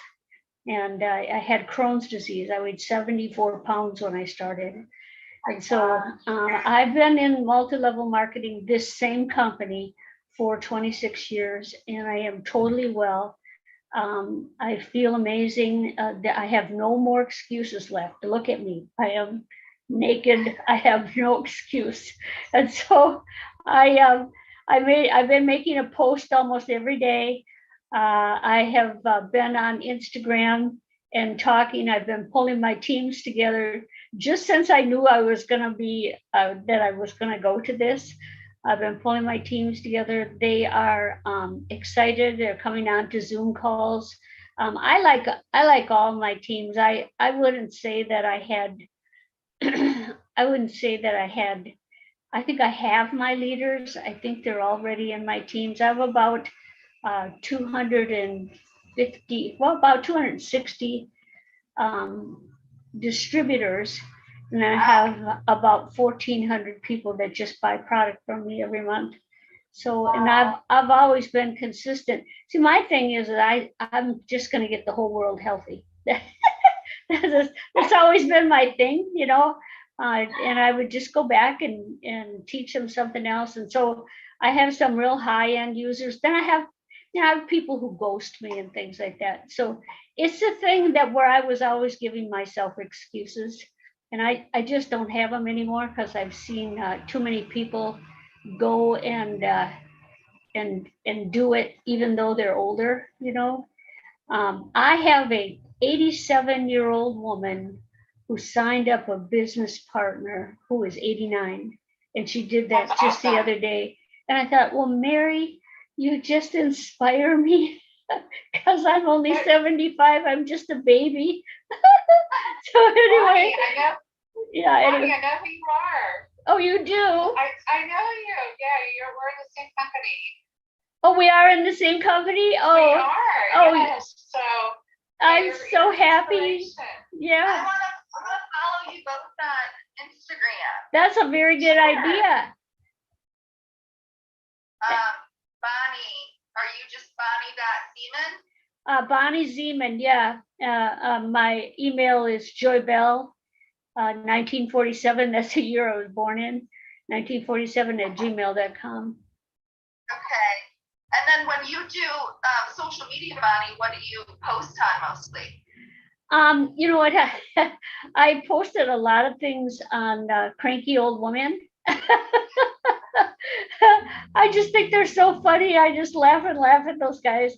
I have done a lot of things like that, and then I do just personal posts on people just spending so much money on products that don't work. And Yeah. And so I've done some things like that, just what the difference is in the company. And I have explained to people what a peer-reviewed study is, a published peer-reviewed study. I'm sorry, I got people just popping in on like crazy on here.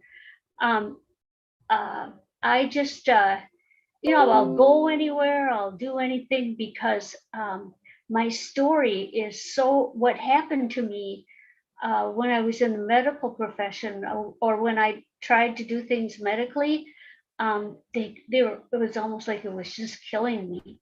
And I was getting sicker and sicker. And finally, I looked at them one day, and they said they wanted to do one more surgery. And I laughed at them, and I said, you know, I weigh 74 pounds. There isn't a part of me who could get through one more surgery. And so I went home, and I was all done. And you know, when the student gets ready, the teacher shows up. So right at that moment, on the way home, a lady gave me a book called Ounce of Prevention. And I took or at least my husband did, took a story from there. He said, you're going to take these products. You're going to try this. And I said, no, I'm not. I'm not going to do anything more. He said, no, you're going to try. And he said, I'm going to get it. I'm going to get the products. He said, and you're going to live. You're not going to die. And so he was the one that was speaking life into me all the time. And I started on the products, and in 3 months, I was off of all my medications for the first time in about 14 years. Everything was gone, and I just kept getting better and better. So I always think that the whole world should know this, you know, and you know, I'm a jail pastor, and I lead prayer groups and things like that. I will continue to do the prayer groups, but I am really going to say no to a lot of things. I heard somebody say that, and so I'm just saying, I think that's a good idea, because you can help people a whole lot more and bring wealth into their life and bring health into their life. You can do so much more. I contribute to orphanages and all kinds of things all around the world. And now Shaklee is doing this thing.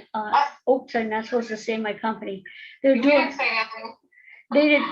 this thing where they're giving vitamins. Oh God, it made me cry when I heard that they're giving vitamins to people all around, to children all around the world. Oh my God, how we have failed our children. And to watch this company just step up and do these noble things just makes me proud to belong to them. So God made this attachment for me, because I was so sick.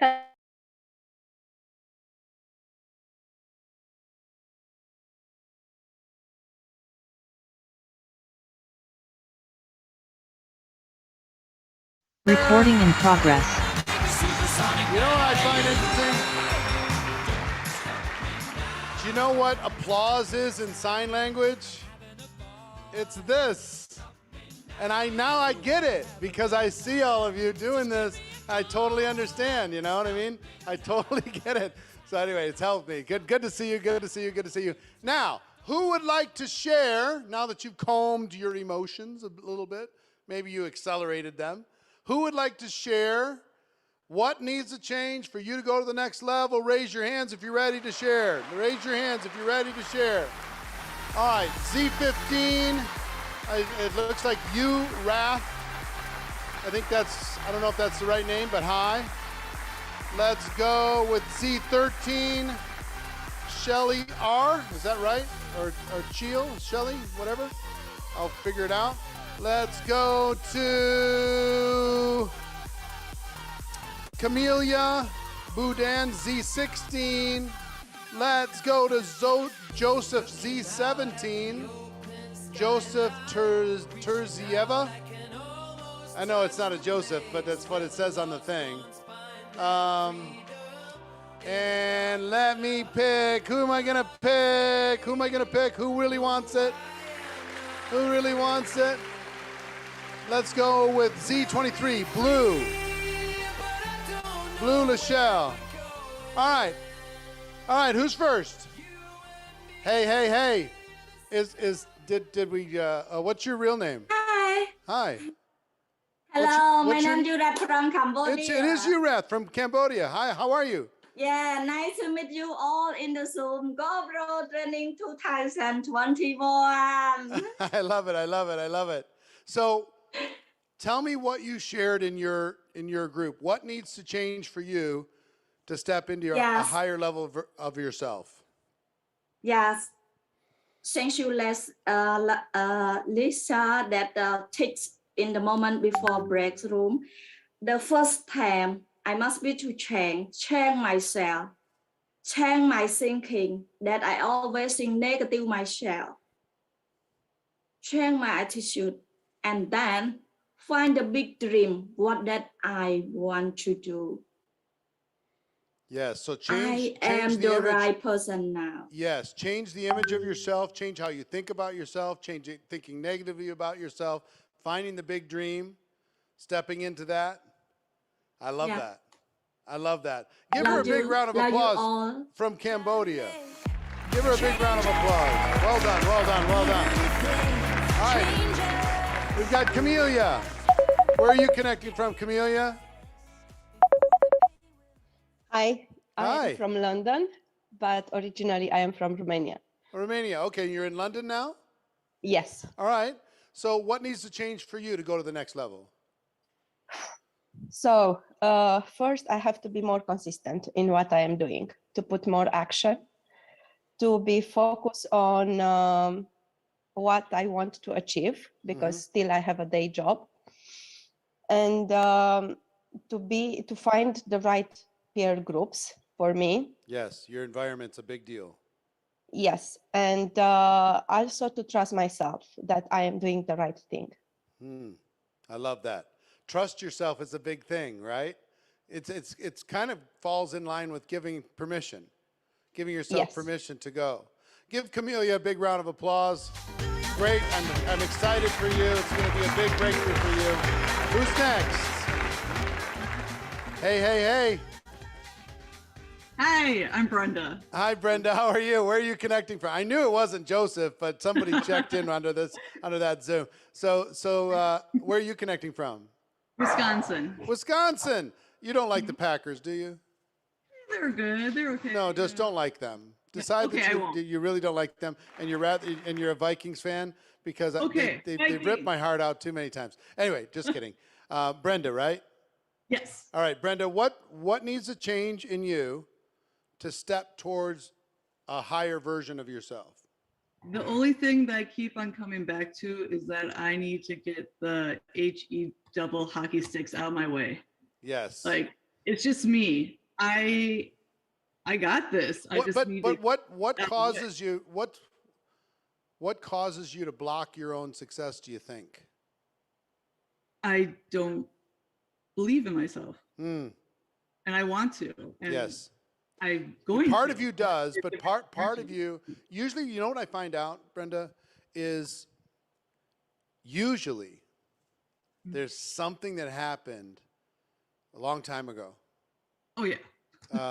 Maybe it was when you were a kid going to school, it was with a family member, friend, parent, some negative situation that told you to play smaller, that taught you not to show your highest version of yourself, that taught you to kind of dim your light instead of stepping into your full potential. That's what, was part of my journey in figuring that out. And I'm sure it's part of yours to examine that. And you know what helped me? What? Creating a burst, a 90-day run. Awesome. Like to just say, you know what? I'm scared out of my mind, but I'm going to give myself no other option. I'm going to go as hard as I possibly can, and I'm going to create results before my mind can catch up with me and try to stop me. Create an environment where you're forced to swim. Create an environment where you're forced to do something. Get rid of all your other options and excuses and escape where you would normally go to hide. Yes. And create an environment around you and a short-term burst. And what I found, I'll talk about it a little later, but what I found is when I did my first 90-day run, my first short-term burst like that, and it was hard. It was the hardest thing I ever did. And it was hard physically. It was hard, but it was hard mentally, but it was way harder emotionally. Because you know how many times I wanted to quit in that 90 days? And I wanted to fall back into the crowd, and I wanted to just disappear, and I wanted to just say, you know what, maybe I should just go slower. In the 90 days, probably 15 times. Inside the 90 days, when I had to talk myself back into it to do it again. Hardest thing I ever did. But at the end of the 90 days, my self-worth changed because my results changed. All of a sudden, everything, and I started to see another vision for what was possible for me. And I will tell you, same things can happen for you. Really, truly, and no kidding. An environment, a plan, but then, you know what? Just put the running clothes on and run before you have a chance to talk yourself out of it. Just do that uncomfortable thing. That did more to heal my perceptions of myself that were old stuff than me going to therapy. The action itself, the burst itself was my therapy kind of, in order to be able to get to the next level. But here's what I want you to know. You've got this. You being aware that you need to get out of your own way. I'll tell you, something's got to give. There's going to be a moment this weekend where you're going to have to make a big decision. Even if you don't know how you're going to pull it off, you got to say, I'm doing it. And you got to burn the bridges behind you. You got to blow up the boats. You got to do whatever. You got to close all the other doors and say, I'm going to run. You know what I mean? It's my time. Because to live so far beneath your potential is a tragedy. We only have so much time to be able, this thing called life, to see if we can face our fears and help other people, see what we can do. We only have so much time. So if you're like me, how many more years do you want to play small? How many more years? None, right? Yeah. Let's just get this over with. So you got this, my Midwestern friend, big love, and hope whoever else needed to hear that, you're going to make it happen. Brenda, I'm expecting you on this stage sometime soon. All right, who's next? Hey. What's your name? Kennedy, Oh, there it is. Healy. Say your name again. Henry. Henry, got it. So where are you connecting from, Henry? I'm actually originally born and raised from New York City, but I'm in California right now. All right, great. So what needs to change for you to go from where you are now to your higher level of potential? What needs to change? I need to stop procrastinating on my 3 E's. And the 3 E's, I got this from Jay Shetty, which is a monk. The 3 E's is my environment, my element, and my energy. And I'm a big believer that, when it comes to an environment, for example, you take a fish out of an ocean and you give her the mansion, you give her the luxury, you give her the woman, you give her everything you got, that by the end of the day, that fish is not going to survive because it's not in the right environment.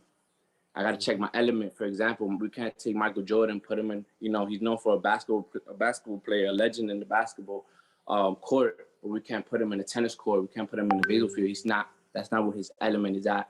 And then my energy.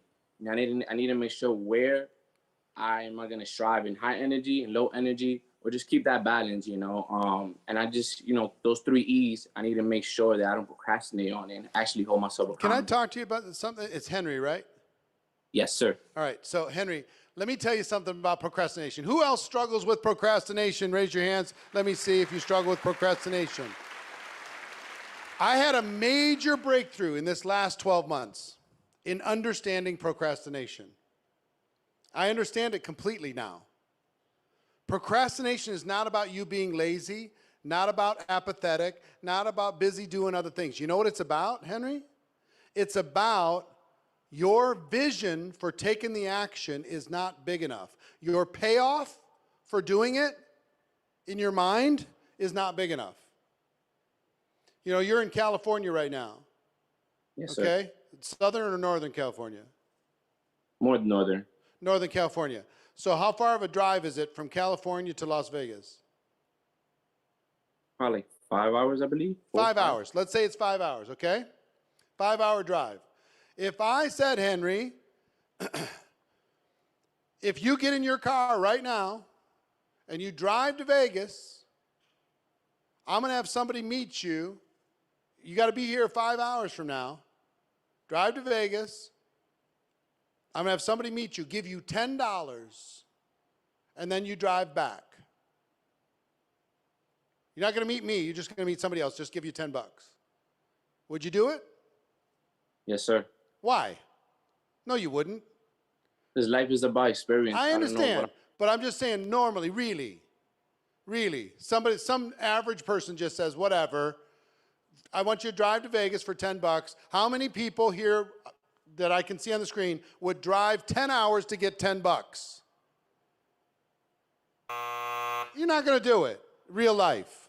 Now, I appreciate your energy that, I'm going to take charge of my life. If I'm challenged with something, fantastic. Cool. But if I gave you $100, would you drive 10 hours? Nope. What if I gave you $1,000? Would you drive 10 hours for $1,000? Show of hands, how many people would drive 10 hours for $1,000? Few of you? But most still no. You got other stuff to do. And thanks, put it in the chat. What if it was $10,000?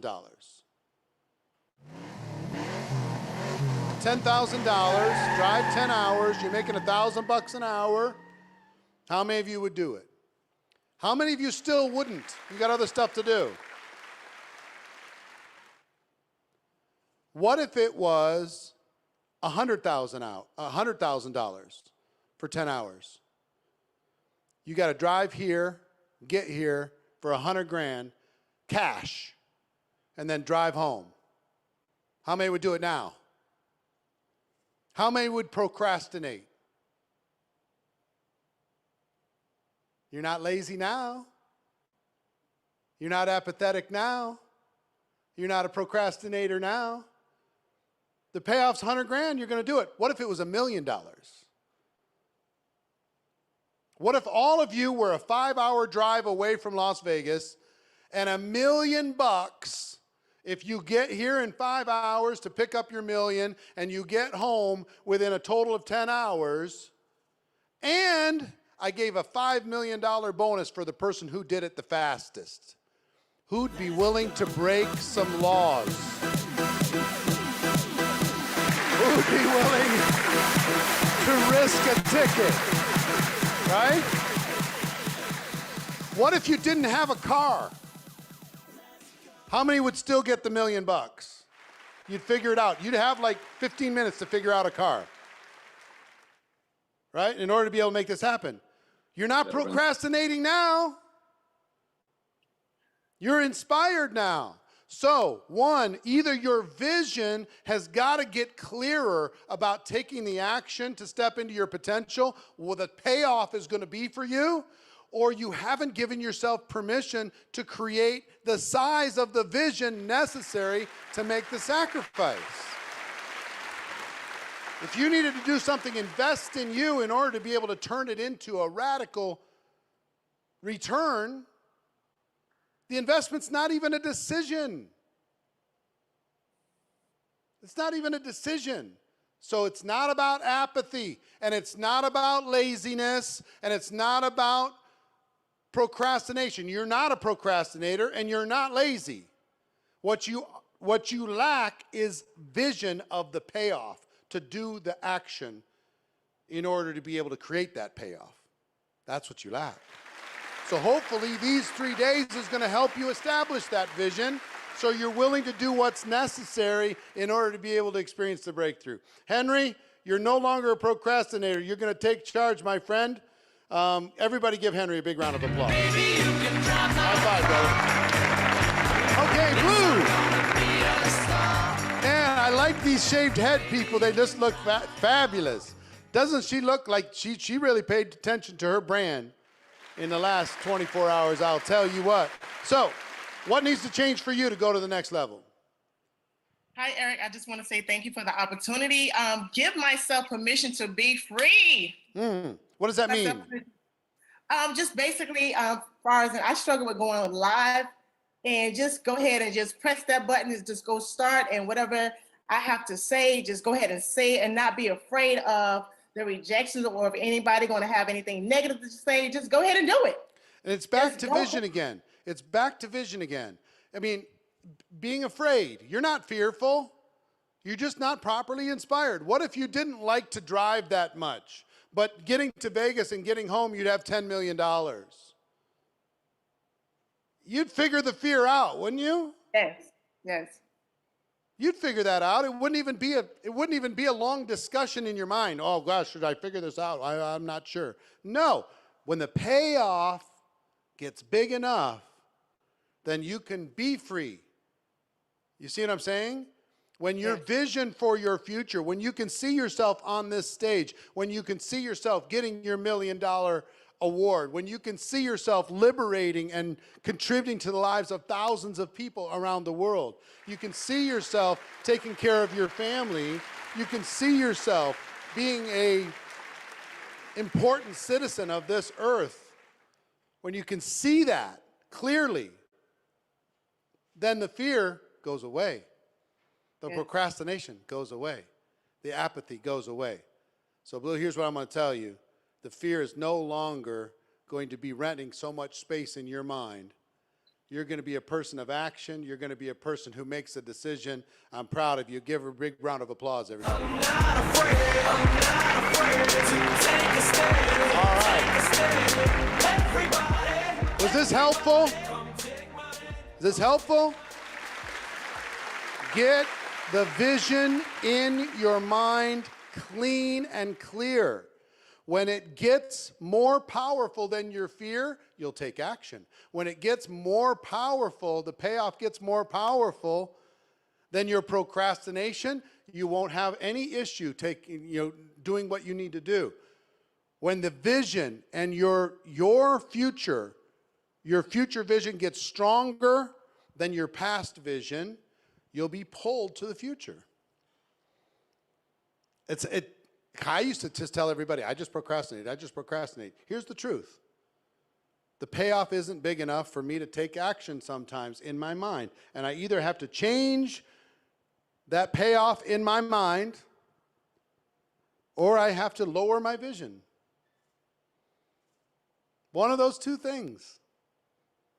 So, here's what we're going to do. What I want everybody to do, we're going to take 10 minutes. We've all been through this big emotional stuff so far, and we're going to get into some tactical how-to training coming up next. But before we do that, I want to give you all an assignment. We're going to take a 10-minute stretch break, and I want you to all stretch. Move your body, move around, run around the couch 10 times, do some push-ups, do some jumping jacks, right? Do something in order to be able to get your body moving, and we'll come back in 10 minutes. It's going to be amazing. Be here exactly 10 minutes from right now, and we're going to train your butts off. See you then. Please don't stop the music. Drink away. Everybody I used to know. Here we go. Started to walk away. But you never let me down, girl. I thought nobody else is there for me, only you. Even in the darkest days you stay. It's only you no matter what, only you. Welcome back, everybody. Come on, one round of virtual high fives here. High five, high five, high five. Come on, come on, come on. Bring the energy back up. There we go. I see you, Jenny. Awesome. Doing this, making party again. Ashleen, Baro, what's going on? Okay, guys, it's time for the second part of the day. And before I bring Barrick Egg on stage, it doesn't work. I wanted to say Eric back on stage. Language, tongue twister. Blah, blah, blah. Okay, so before we do that, one very, very important note. We had an amazing social media training. I know everybody loves social media. You're doing those stories and reels and everything. Just be careful, please. Do not do a consistent recording back from the speakers, okay? It would just not be fair for the speakers, as many of them have their keynotes and they get booked. Would not be cool if that is out there, okay, for everybody for free. So let's be fair there. But if you just want to do a reel, a quick story, a picture, that is completely fine. Can we agree on that? Then please type a 1 in the chat. So we're all fine with that. Good, awesome. Thank you very much, guys. What we're gonna do now, before I bring Eric back on, we want to raise the energy again. So please, everybody stay.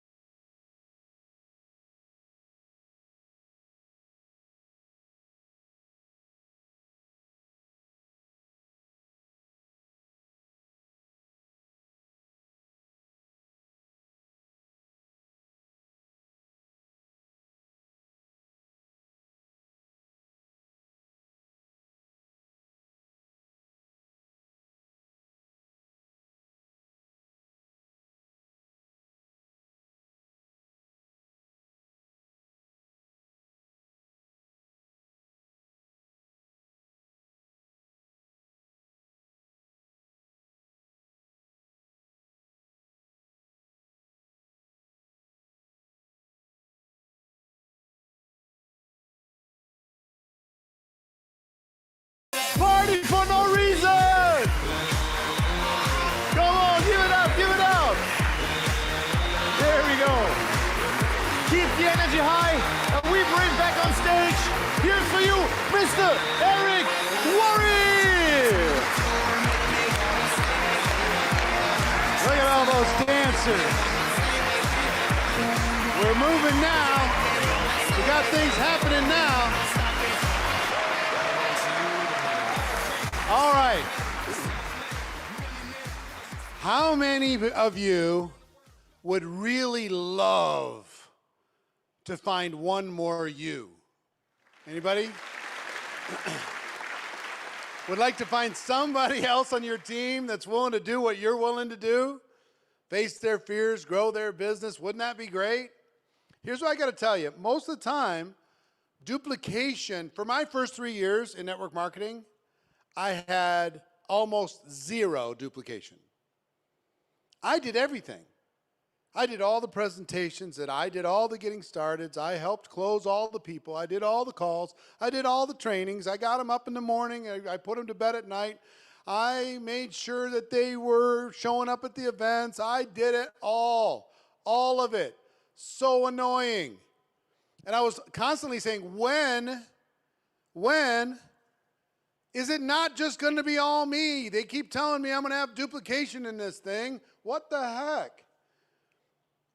Anybody else share with that frustration? Anybody being honest? Duplication, see, in your job, when you go to work for somebody else, duplication's not a thing. You're not trying to duplicate yourself because that would threaten your job. You're not trying to duplicate anything. You're just trying to do your job and do it better, hopefully leapfrog other people. But here, we're trying to teach people how to join and create results and become independent. Here's the journey of duplication. Ready? Write this into your notes. The journey is helping a person go from dependent to independent. From dependent on you, the team, the company, everything else, to independent. They're able to operate with or without you. Isn't that the dream? That's the leverage part of what we do inside of network marketing, that we're provided with that opportunity, and some of us just don't have the skills in order to be able to turn that opportunity into reality. So these next two presenters, they're both in the $1 Million Hall of Fame. They've been around the network marketing profession for a long time, and they've cracked the code when it comes to duplication. So they're going to share some secrets with you that will help you enjoy more duplication than you've ever had before. Please welcome to the stage Tony and Sarah Zalecki.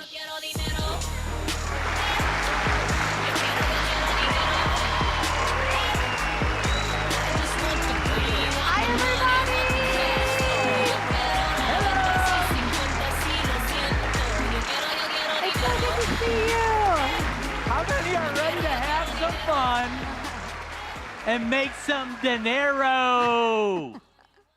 Oh my gosh, it is so good to be with you guys today. And oh my gosh, what an incredible, oh my gosh, it's been like, what, a day and a half already, right?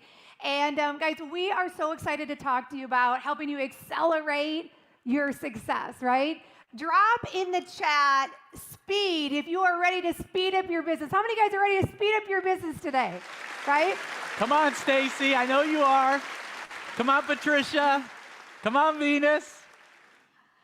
So, you know, as you guys know, like obviously we get a chance to work the business together every day, right? And 17 years ago, our business was quite different. Yep. And, you know, when I think about, you know, Eric talks about duplication. For a long time, I was the girl that I was like, I just need to find one more me, right? I'm like, where is she hiding, right? And for so long, we really struggled with it. And, you know, when I first got involved in this profession, I was 21 years old. I was a kid. I was the nanny. I was a big dreamer. Anybody else a dreamer? Drop in the chat, dreamer if you're a dreamer. I was a huge dreamer, right? Huge. I'm talking huge, huge, huge. And, you know, I found myself not really knowing what I wanted to do, right? I had these big dreams, and I actually dreamed one day of being on a stage like this and being able to impact just masses of people, right? And it's so crazy actually being here today. More importantly, it's so cool to be here with Tony together. And, you know, I was a nanny. I was someone that, you know, I loved working. I loved being with kids. But at the end of the day, like, I was living somebody else's life, right? I was driving somebody else's car. I was living in somebody else's home. I was raising somebody else's kids.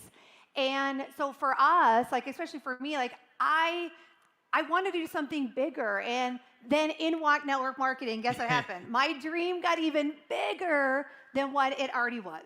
Yep, and I was 19 years old.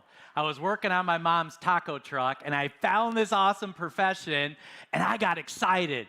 And, you know, growing up, you know, I just had dreams. I wanted to do more. I wanted to have more. I wanted to just be more as a person. And I didn't know what that was going to look like or where I was going to go or what I was going to do. And then I found this profession, and I was like, wow, you can be anybody you want to be. You can do anything you want to do. I mean, how many felt that way before? Christine, have you felt that way before? And I'm like, I'm going to do this. And then I'm like, holy cow, is this hard? I mean, how many got started and you're like, this is hard. Duplication. I can't even get somebody to sign up. And then they get in, and then all of a sudden they just disappear. Like, where do they go? They're just gone. And it's like you're starting all over again. And it got so frustrating. But then I also looked at that challenge. I also looked at that obstacle, and I said, that's a big opportunity for me. I can get better, and I can figure this out. And see, that's what most people do when they get into, you know, this business, is that there's so much. Have you noticed? There's a lot of moving parts here. And, you know, you think about duplication, and most people, it's way too hard. It's too confusing. It's too complex. I mean, there's so much training. I know my friend Sylvia from Italy is watching right now. All the Italians, what's up, Italians? Love you guys. And she's like...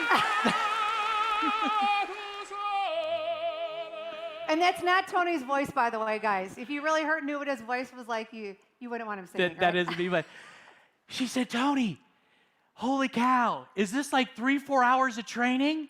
And I'm like, no way. Like, your training should be short. Your training should be really simple. It should be less than 30 minutes where people can come in and start making money. So your duplication, your system, we're going to talk about it. We're going to give you some nuggets. But here's what I will tell you, and Denise, you're going to love this, that it should be light and fun. It should be super clear on what you need to do. It should be simple. But here's the best thing. It should all be around getting your first customer, your first distributor, and everything needs to be around that. You build duplication around the basics, and we're going to teach that today. Exactly. So one of the things that we actually learned from Eric is he talks a lot about, hey, guys, you have to learn how to, like, slow down so you can speed up. Right? A lot of times we just want to go into this and we want to speed and we want to do all this stuff and make all this stuff happen. But the reality, what happens is that we find ourselves kind of like spinning our wheels, doing a lot of things, but getting no productivity.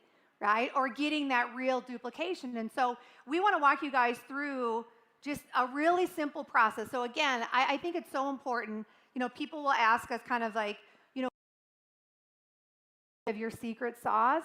And we just really learned how to make things simple because even though like simple sounds simple, actually simple is kind of complex. It's hard to actually make it simple.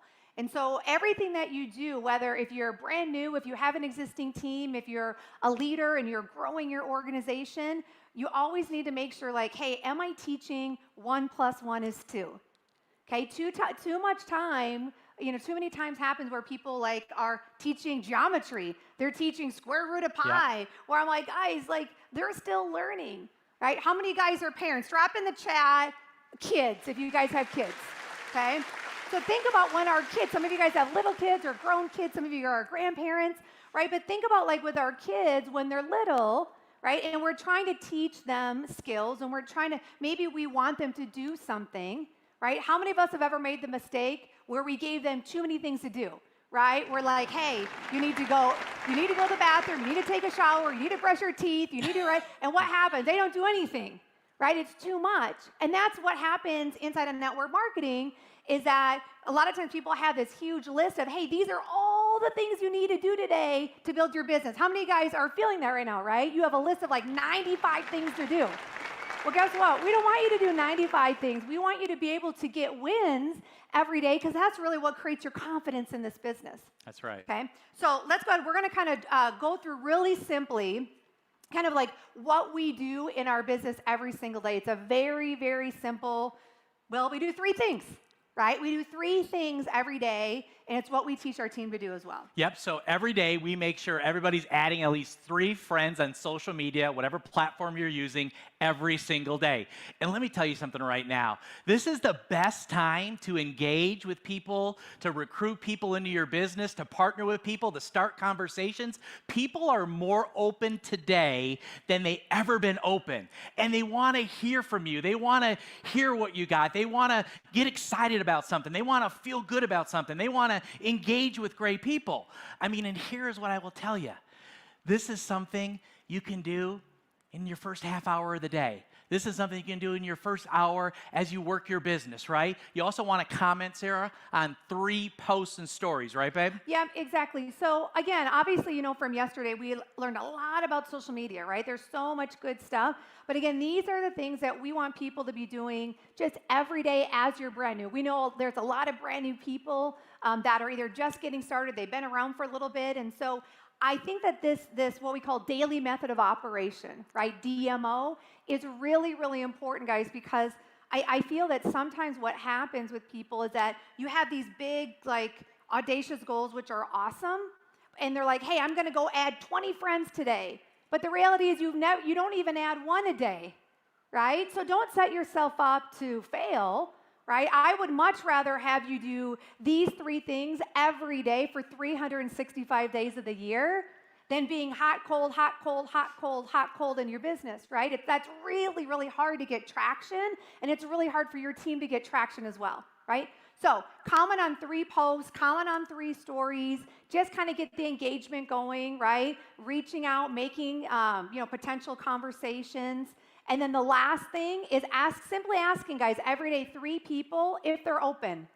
3 people if they're open to your product, 3 people if they're open to your service, 3 people if they're open to looking at another stream of income, right? Or, you know, doing something on the side or a side gig, whatever you want to call it, right? But every day, it's what we call doing the ask, right? Are you doing the ask every single day? So these 3 things, right, is what we do, the 3-3-3. So we want to talk to you guys about something that's very, very simple in our business, okay? And again, 99.9% of us, we are all what? Online. We are building a business online. So again, remembering, you know, keeping it simple when it comes to the duplication is so crucial. And so we focus on these 3 things every day, and people are doing it like crazy. So number 1, they're posting. Number 2, they're sending information. And number 3, they're validating. That is it, okay? So if you remember those 3 things, right? Post, send, validate. So What does that actually look like? Do you want to start this Well, one? here's what I'll tell you. So when we talk about engagement and curiosity, I mean, I've never seen these two things work so well at this point on social today as we speak. I mean, we just finished 25 years in the business, having the biggest month in our whole career in the month of November. And I know a lot of our team, yeah, and I know a lot of our team is on here, and they're, yes, you guys are awesome. What's up? But here's the thing, using this, I mean, and the reason this works so good is because when people are brand new, engagement and curiosity gives them a step up, right? It gets them traction, it gets them results, it gets them a story, it gets them with some wins, and it gets them where they feel good about the business, so they want to keep going. Yep, so especially like on social media, a lot of us, you know, I know for myself, like I never used social media as a business. I mean, I used it just like to say happy birthday to my cousin, right? Or check up on someone that just had a baby or what have you. And so now all of a sudden we're building it, right? And using social media as a business. So one of the things that are important is that using something that we call an engagement post to really just get more eyeballs, guys, on our page, right? The more eyeballs that are watching, the more conversations that you can start. And engagement posts are really cool because a lot of times what happens, especially if we're brand new, there's a lot of people that come out of the woodwork that will comment on that post. There's a lot of people that all of a sudden you're like, oh my gosh, Joey just commented. I haven't talked to Joey in 10 years. Like, I forgot about him. Or what about Susie, right? So I want to give you guys a couple of examples of engagement posts, but this is what I want to share with you. There are so many engagement posts that you can do. You could Google engagement posts, and they're there. And there's so many things. And so what an engagement post is very simple. Okay, here's a couple of ideas that we use. But again, guys, engagement posts basically just give people a reason to give their opinion, right? How many of us agree? Drop me a 1 if we know that everyone loves to give an opinion whether we want to hear it or not, right? People want to give an opinion, right? They're giving opinions all the time. So engagement posts, what's crazy is that you're kind of giving them like, hey, do you like this or do you like this? And they always comment on something. And so it's so simple on these engagement posts because the people that like it, the people that love it, the people that comment, that's basically kind of like a cue for you then to be able to jump into Messenger and just start a conversation. Hi, how are you? It's great to connect, right? What are you up to nowadays? What's new in your world, right? Making that conversation start, right? And so it's a kind of a what I call a great place to create just great leads to start conversations, That's right. So here's the assignment we want to give you. So when the next break happens, when you get 5 minutes, we want you to take an engagement post and we want to have you put it on Facebook, right? And we want to have it on your wall. We want to see that thing start to go. So everybody write that down. You will do an engagement post at the next break. Yep, exactly. So very, very simple how it works. So curiosity posts, okay? So curiosity posts are awesome, guys, especially for those of you that are brand new. Like, curiosity posts are great. Like, I know for myself, it took me a while to learn the sales skills of this business. It took me a while to really understand how to, you know, do a good job with inviting and selling my product. And so curiosity posts, what it does for you is it kind of like, it just kind of gives you it makes you feel safe where you're like, man, I can simply do a post where people will sit up, pay attention, ask what is that, how do I get it, right? What are you doing? Again, just creating that curiosity, right? And there's a lot of different ways that you can do it. I know we've got service companies on here, makeup companies, product companies, skincare companies, like there are so many out there. And so learn how to have fun talking about your product, right? And so there's a lot of different things that you can do. And one of the things that we like to do, that we encourage you guys to do, is that you don't have to necessarily talk about the actual, your product, right? You can actually have fun with it and get creative, right? I've seen people that are promoting a juice company, right? And they talk about their hustle juice. They talk about their mom juice, right? I know people that have, like, they sell collagen and they talk about like liquid lipo and they, you know what I mean? I know weight loss companies that have all these different things, right? So don't be afraid to have fun, right? Social media is what?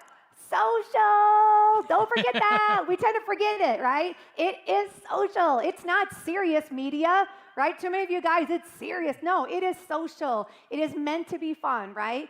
So curiosity is such a great, great way for you to get, again, more eyeballs on your page to be able to start conversations. So put a 1 in the chat right now. Let us know if you've ever done an engagement post or a curiosity post. Put a 1 in the chat if you have. Yeah, they're awesome. They're awesome. Okay. Woo. So again, so with the post, it's engagement post or curiosity post, right? Second thing that you want to do and you teach people to do, guys, is send information. Very simple. Every single one of us are part of a company that has incredible third-party tools, right? Whether it be an app, whether it be links, whether it be Facebook groups, whether it be Instagram pages, right? We all have incredible tools that allow us to build a business very simply, right? Where you don't have to be the expert, you don't have to know all the information, right? It's just after someone engages with you through those posts, you're simply going to send them the information, right? Very, very simple. And your whole goal is just let them see the information. Yep. Your goal is to get as much information, as far as 1 thing, 2 things, whatever you're sending them, in front of them as fast as possible, because you want them engaged. You want them looking at it. You want to be answering questions. You want to be moving them to the next step, right? I just see so many people, and I did this for years, where I would just not get anybody the information. I was too scared. I was afraid of what they would think or what they would say, or if they would, comment back, if they'd ghost me, or if they'd be mad, I didn't know. And here is the thing. It really doesn't matter. Like, your whole goal is let them see it. Get it in front of them. Let them look at it, right? And I'll tell you what'll happen. They will get excited. They will want more information. They will buy something. They will join. They will talk about it. I mean, the biggest thing you can do right now is get good at the ask, get good at giving them the information, and taking them to the next step. Yep. And then the last thing is validate, right? Yep.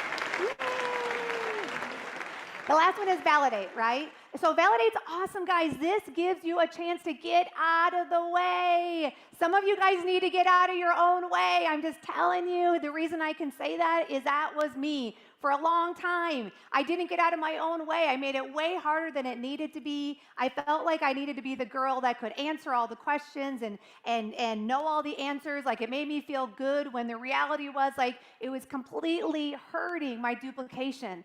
Right? It was completely hurting. And so 3-way chats, guys, are so important.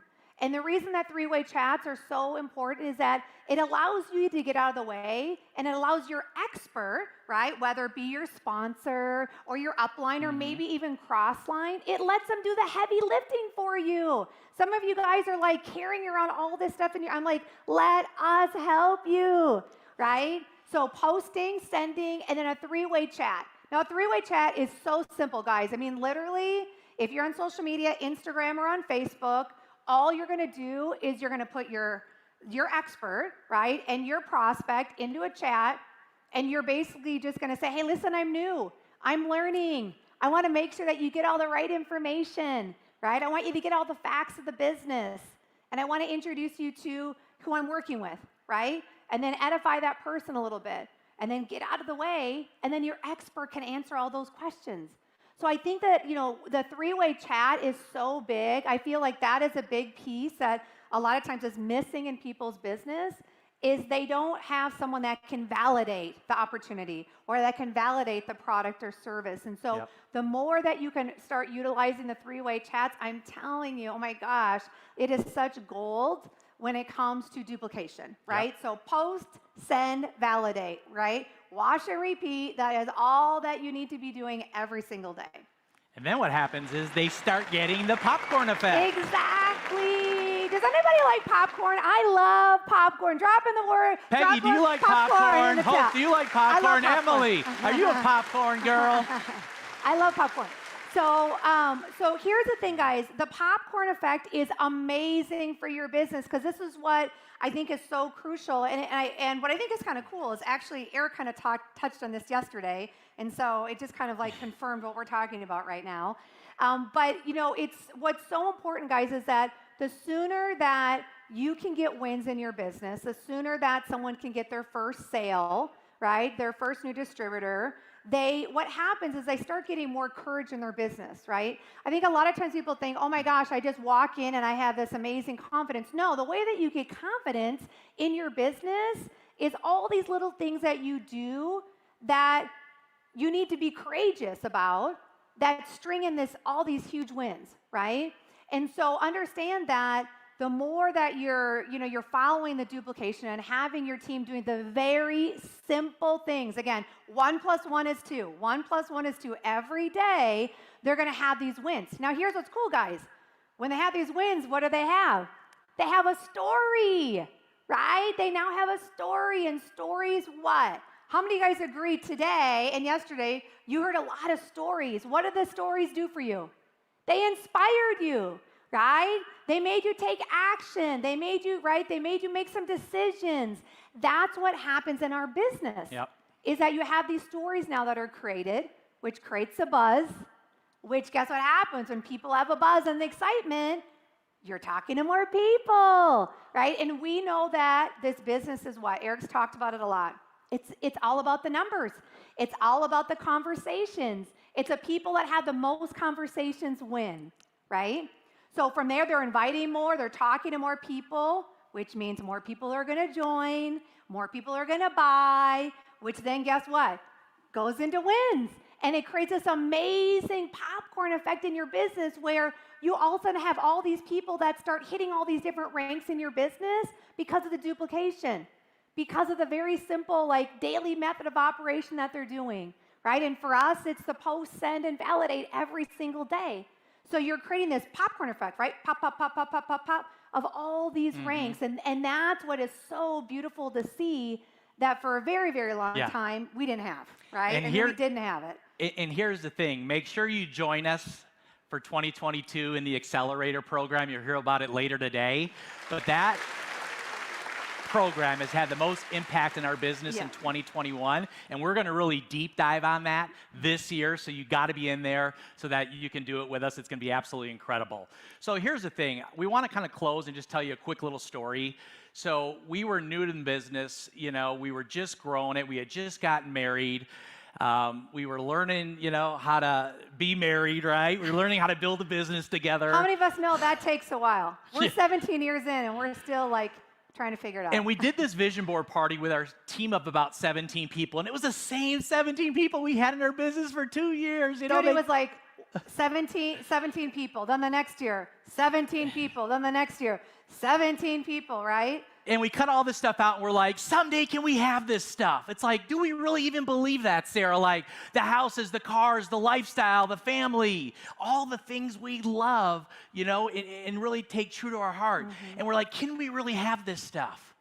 Can it really happen for us? I remember literally this was our first vision board. If you guys see this picture, it was like the first vision board we created. And I remember like, you know, we got together these magazines and put all these things on. I just remember in my head thinking, is this like really like someday, are we really gonna like, could we live in a house like this? Like, could we travel like this? Could we like really drive these cars? Could we really impact people? Could we really do these things? And what's crazy is that the someday turned into today, right? That's the crazy thing. And I'll tell you the one thing we had to do. We had to fight for our dream every single day. I mean, fight. We had to feed our dream every single day. There couldn't be a day that went by that we didn't feed our dream. And we were looking at stuff, and stuff was posted on our mirrors and in our bedroom. And we were just so focused. And we're like, you know what? This is going to happen. We're going to figure out duplication. We're going to figure out how to grow a team. We're going to figure out how to get better. We're going to figure out how to scale it. We're going to figure out how to make it more simple. We're going to focus on just helping people get those customers, helping them get those few distributors, and really drive core rank. And that is going to be the magic. And you know what? It happened. And it can happen for you too. And I think about how our dream has come true for Sarah and I today. And we have this amazing lifestyle, and we're so grateful. We're so grateful for our team. We're so grateful for this platform, for everything Eric and Marina has put together. Best of the best right here. but we almost let our dream die. And we almost gave up. And we almost threw in the towel. And we almost quit. So our question to you is this: what will it cost you if you let your dream die? Thank you, everybody. God bless you. Love you. Tony is Jazz elected, everybody.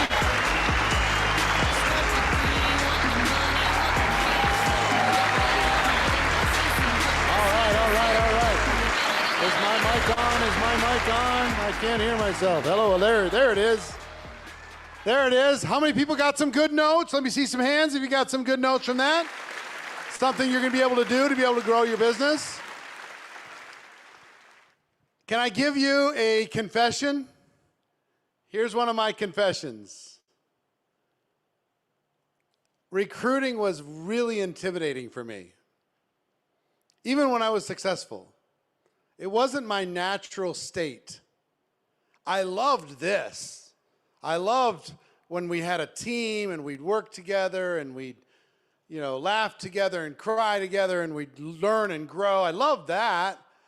But when I was talking to somebody who was a prospect, maybe they had a little bit of an attitude, all of my insecurities came out, even when I was making money.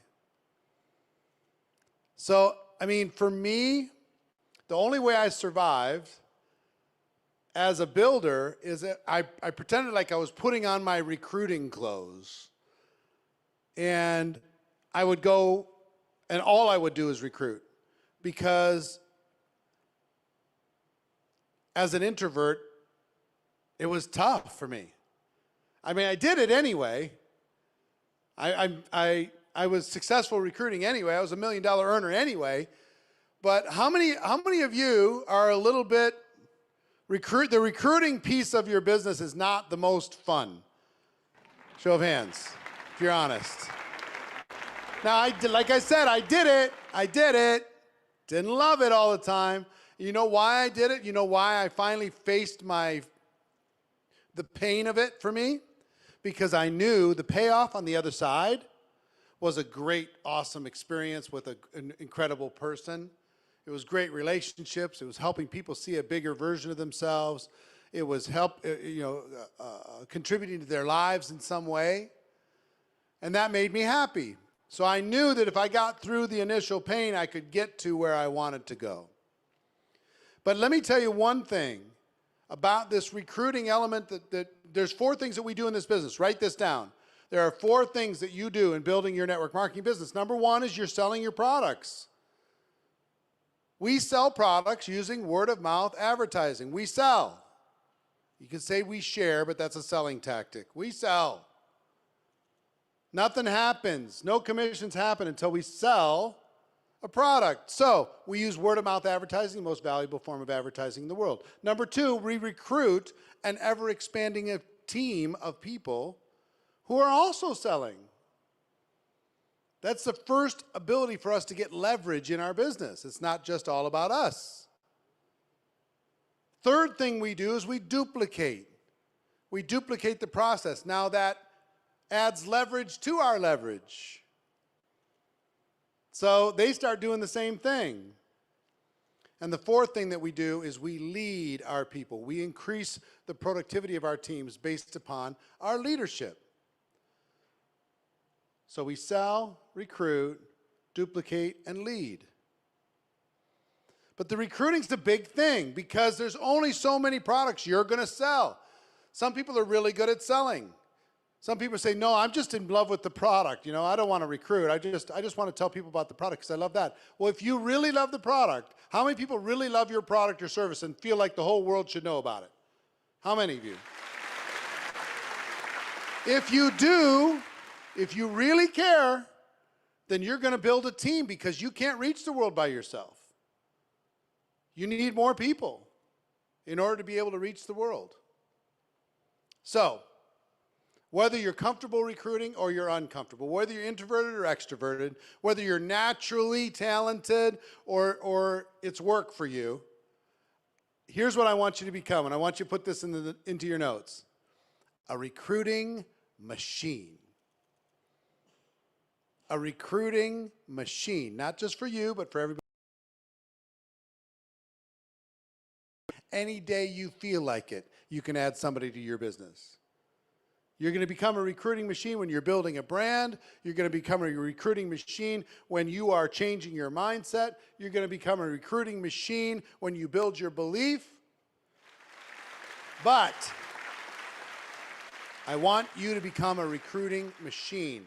Now, the next trainer is also a $1 Million Hall of Fame member. He's a young man, 29 years old. 29 years old, but he recruits on average 15 to 20 people every single month. He's a recruiting machine.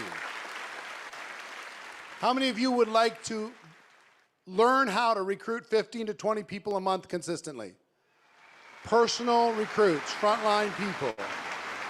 That would be amazing, right?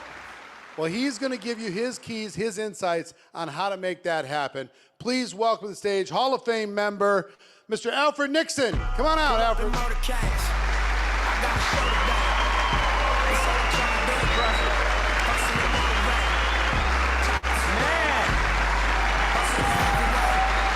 Wow, man, I'm excited to be here. It's a tremendous opportunity, and I want to share some information with you guys. How many people are in the audience and maybe your business hasn't got off to a good start? Put a 3 in the chat. Or maybe you've been in the game for some time and you haven't hit that momentum and you're trying to figure things out. How many people know what I'm talking about? Well, ladies and gentlemen, I've been in this industry for 10 years. And we've had some success over the last several years. But what I want to share with everybody is my first 3 years, ladies and gentlemen, we struggled mightily. Take a look on the screen. This was me when I first got started in this industry. Imagine going 3 years, you're attending every single event, you're doing everything the people tell you to do, nobody joining your organization. Imagine going 17 consecutive months without receiving a commission. See, this was me paying that price, ladies and gentlemen. If you want to be successful in this industry, you have to know that you got to put in your 10,000 hours. Put 10,000 in the chat. You got to put in your 10,000 hours. And here's what I learned. I came to my mentors. I'm saying, man, I'm doing everything you're telling me to do. I'm at every single event. I'm telling my friends to get in. Nobody's signing up. Nobody's getting in. I was afraid to close. Put a 5 in the chat if you know what I'm talking about. I was afraid I'd do all of the presentations, but nobody would join my organization. And then my mentor told me, he said, Alfred, listen, you got to understand that every successful organization recruits. The Army, they recruits. The NFL, they recruits. Put a 2 in the chat if you're in a relationship right now or you ever been in a relationship. Congratulations, you know how to recruit. And so when I seen this, I said, wow, I've been doing this all my life, but I never got paid for it. And so as I started to get that monkey off my back and I started to go out there and say, I've been doing this all my life, I'm going to share this opportunity, I started to build. People started to join my organization. And I want you to know, ladies and gentlemen, the purpose of your business every single day is to add new business partners and to add customers every single day. And so I got pretty good at that, as Eric mentioned. I started to become great at customer acquisition. I was the #1 recruiter in my company the first couple of years. We started to get some things going. And what I want to share with you is I got my activity up. Put activity in the chat. Ladies and gentlemen, you have to get your activity up. I learned some secrets, and some of you probably can relate to the next slide I'm going to share with you right now. How many people, put a 1 in the chat if you ever seen this slide right here? It's a numbers game. See, the gentleman said he showed the business to 1,200 people. See, on average, I talked to 50 to 100 plus people a day. I understood why I wasn't having the results. I wasn't reaching enough people. So he said he talked to 1,200 people. 300 of them got involved in the business. But out of those 300 people, ladies and gentlemen, you're going to relate to this, only 85 of them even did anything at all. How many people know what I'm talking about? You get people in, they go ghost, and nothing's happening in your organization. And out of those 85 people that actually tried to attempt to build the business, 35 of them were serious. And out of the 35 people that were serious, ladies and gentlemen, 11 of them made him a multimillionaire.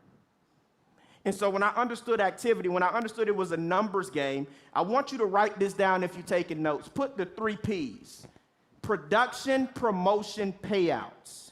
See, when I learned this skill and I learned this triangle and things, I was doing the production, I was bringing people in, but I didn't really have any duplication until my mentor told me, he said, Alfred, you're focusing too much on the payouts. You're focusing too much on getting paid. You're looking at the comp plan. You're not really building leadership. I said, I thought I was building leadership. He said, well, you're leading by example with production, but you don't have no duplication. And so if you focus on the 3 Ps, production, and you have to do it with speed. You heard Tony and they talked about that earlier, production, promotion. That's what I want you to focus on this weekend. Production, promotion, right? Helping your people get productive, helping your people get promoted. That's going to lead to payouts. And so then I learned some secrets, ladies and gentlemen. See, when I learned this, everything changed for me, the ratio in this industry. I used to get beat up like, man, I'm sharing this business with everybody and nobody's getting involved. But when I learned the industry numbers, it was all about activity at that point. Now, write this down. Every 13 exposures you get in, now this industry average, maybe if you're Jesse Lee, you may get 13 out of 13. But every 13 people you expose this business to, ladies and gentlemen, one person going to get involved. And so when I understood that, ladies and gentlemen, I said, wow, if I want to get 2 people in, I got to expose it to 26 people. If I want to get 3 people in, I got to expose it to 39 people. And then my mentor said, Alfred, also, every 10 people you enroll, only one of them going to become a leader. See, this was the secret code to me. When I learned this, it was all about my activity. It was all about exposure, and I was able to identify how I can build leadership, how I can find the right people to work with. And so if you look at the numbers here, ladies and gentlemen, you will see 130 exposures to find one leader. And see, if I would have knew this early on in my career, I wouldn't have got frustrated. I wouldn't have thought I was doing the things that wasn't getting me the results. See, when I learned these numbers, it was all about me going through the numbers. It was all about my activity to go out there and find leadership. And so as I stand here today, I want to share this with you. I thought I was bringing people in. I started to understand the industry numbers, and people started to get into my organization. I remember calling one of my mentors one day. I was excited. I said, man, we had 5,000 people join our organization this month. I'm in momentum. He said, hold on, let me hold you right there. He said, Alfred, call me in 90 days. I said, what you mean? I'm in momentum. He said, Alfred, look on the screen here, ladies and gentlemen. I want you to write this down. He said, Alfred, momentum is not a lot of people joining your organization. He said, how many people are those people going to hit core rank in the next 90 days? He said, momentum is a lot of people joining your organization, following a system, and getting results. See, it's not just about production, ladies and gentlemen. You got to build leadership, right? I thought I was building leadership by getting people in. He said, no, you got to build leadership by taking them through a process. And so, ladies and gentlemen, I want to show you this process. I like to call this the network marketing death bridge. And so as you start to get people in your organization, many of you on the screen here, Mark, I see you out there, Nick, many of you that's in this industry, maybe you're a personal producer. Maybe you bring a ton of people in your organization, but there's no duplication. There's no leadership. And so some of you are already doing some of these things that I'm going to share with you right now, but you're not doing it fast enough. See, Eric, here's what I learned. When you bring somebody in, ladies and gentlemen, their excitement level is up here, right? And their fear level is down here. But every single day that you don't get this person launched properly, the excitement goes down and the fear goes up. And when that fear exceeds that excitement level, you lost that person. And so for me, for my organization, we already know we got 24 to 48 hours to get that person launched, right? And if that doesn't happen, we know that we could potentially lose that person. So get that person launched when you first get them in as soon as possible, 24 to 48 hours, whatever that process is for you and your organization, whatever that looks like. We know we got 1 to 2 days to get this person a result. They got to see something. They got to get a customer. They got to get a rep. They got to see something to build that confidence in that person to get them started with our platform the right way. Then we got 1 to 5 days to show them social proof. See, we're onboarding people properly. If this stuff doesn't happen in the right period of time, that person's going to fall in that black hole. You're going to lose that person. You got 1 to 5 days to get them social proof. What is social proof? Get them to an event. Get them in an environment like this. They need to see that this is bigger than just you and them. And then the next step, you got to get them a paycheck. You got to validate their belief. You got to get your people paid within 7 to 14 days, ASAP. And when this process happens, ladies and gentlemen, many of you are already doing it, but you're not doing it fast enough. You're going to get them across this bridge. Now it's all about mindset. Now it's all about the skill set that they can develop, building them into the culture that you can create. And so as I started to learn this model, it wasn't just about me bringing in a ton of reps or bringing in a ton of customers. I look at the quality of leaders is based on the amount of leaders they created. What fruit do they bear? How many people they've helped? And so bringing people through a system like this, you're going to keep people in your organization long term. Now, I got to share this with you, ladies and gentlemen. System-driven versus people-driven. Write that down. Put that in the comments. System-driven versus people-driven.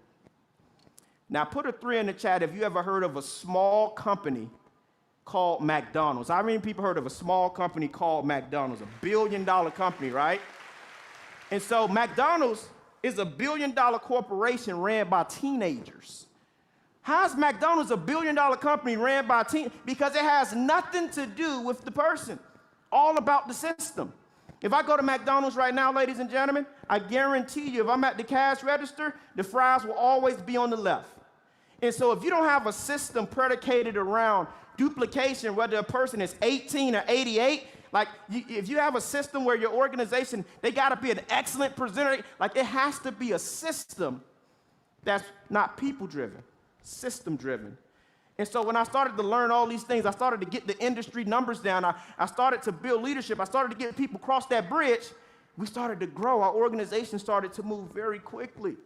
We started to build massive organizations, and we created so many leaders within our group. And then we learned this, right I'm going to tell you right now. We had a lot of production going. And I was like, man, we got so much going on. I don't know who to work with. Put a 5 in the chat if you know what I'm talking about. You don't know who to work with. You got so much production going on. You've experienced this in your career. And then my mentor taught me a phrase called NPOM. See, I want you to write that down if you're taking notes. NPOM stands for the newest possibility of momentum. And so how do I find out who is the newest possibility of momentum? Well, it's a few things that they need to have to be considered an NPOM. They have to have contacts. They have to have influence. And ladies and gentlemen, they got to be willing to play the game. I remember I brought in a big-time pastor. Man, this man was a huge pastor. He had contacts, he had influence, but guess what, ladies and gentlemen? He wasn't willing to play the game. Put a 5 in the chat if you ever brought somebody in, they got a big following, they had success, and you thought this was going to be your next superstar, never did anything. And so they don't qualify as an NPOM unless they have contacts, influence, and the biggest thing of all, they got to be willing to play the game.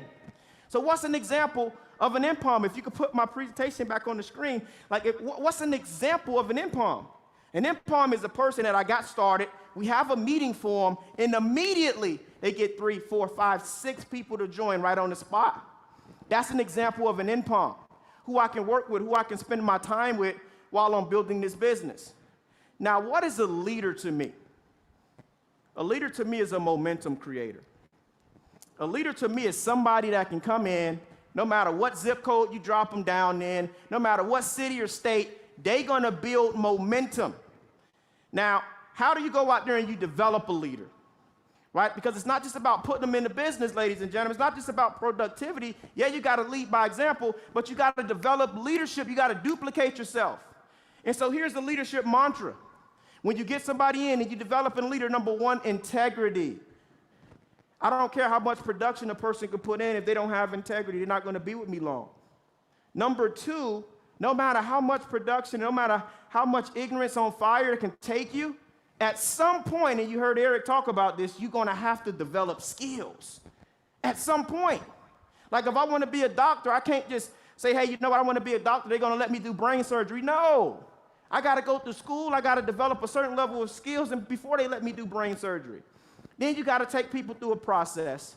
I just showed you what a process looked like, getting people across that bridge. Then you got the daily method of operation. What is that person activity level? What are they doing? How many exposures they having? Then you gotta have a strategy.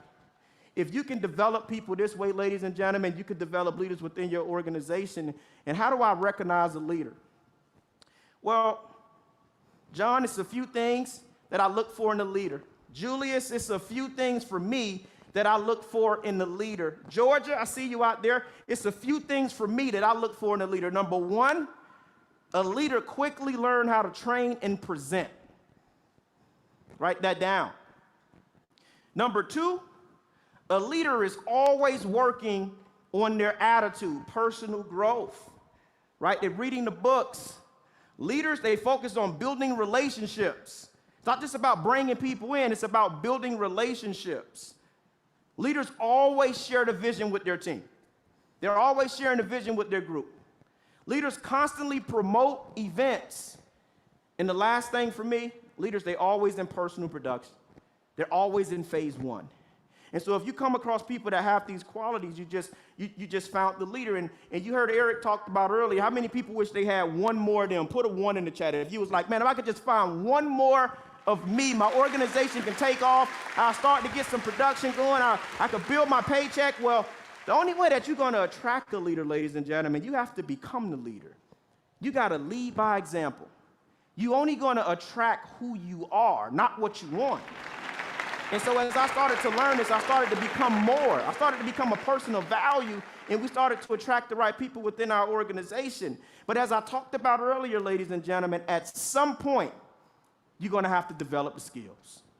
I don't care how excited you are, ignorance on fire, I don't care how many people you can talk to. At some point, if you wanna build a large group, you're gonna have to develop some skills, and these are some of the fundamentals Eric talks about all the time. I want you to grade yourself right now. On a scale of 1 through 10, what do you see yourself at finding prospects? That was a big issue for me in the beginning, Eric. The reason why I struggled for 3 years was because I was waiting for my friends to join, and they was waiting for me to be. I would present the information and be scared to ask for the money. So what do you see yourself at when it comes to closing? And as I wrap up here, ladies and gentlemen, core rank development. That's the biggest things in most companies. That's the bloodline to my company is building that core rank. Imagine if you had 50 people, 100 people that had a bridge that I showed you earlier, just taking people across that bridge, getting them lunch, getting them taken to the next level, getting them across that bridge, letting them see results.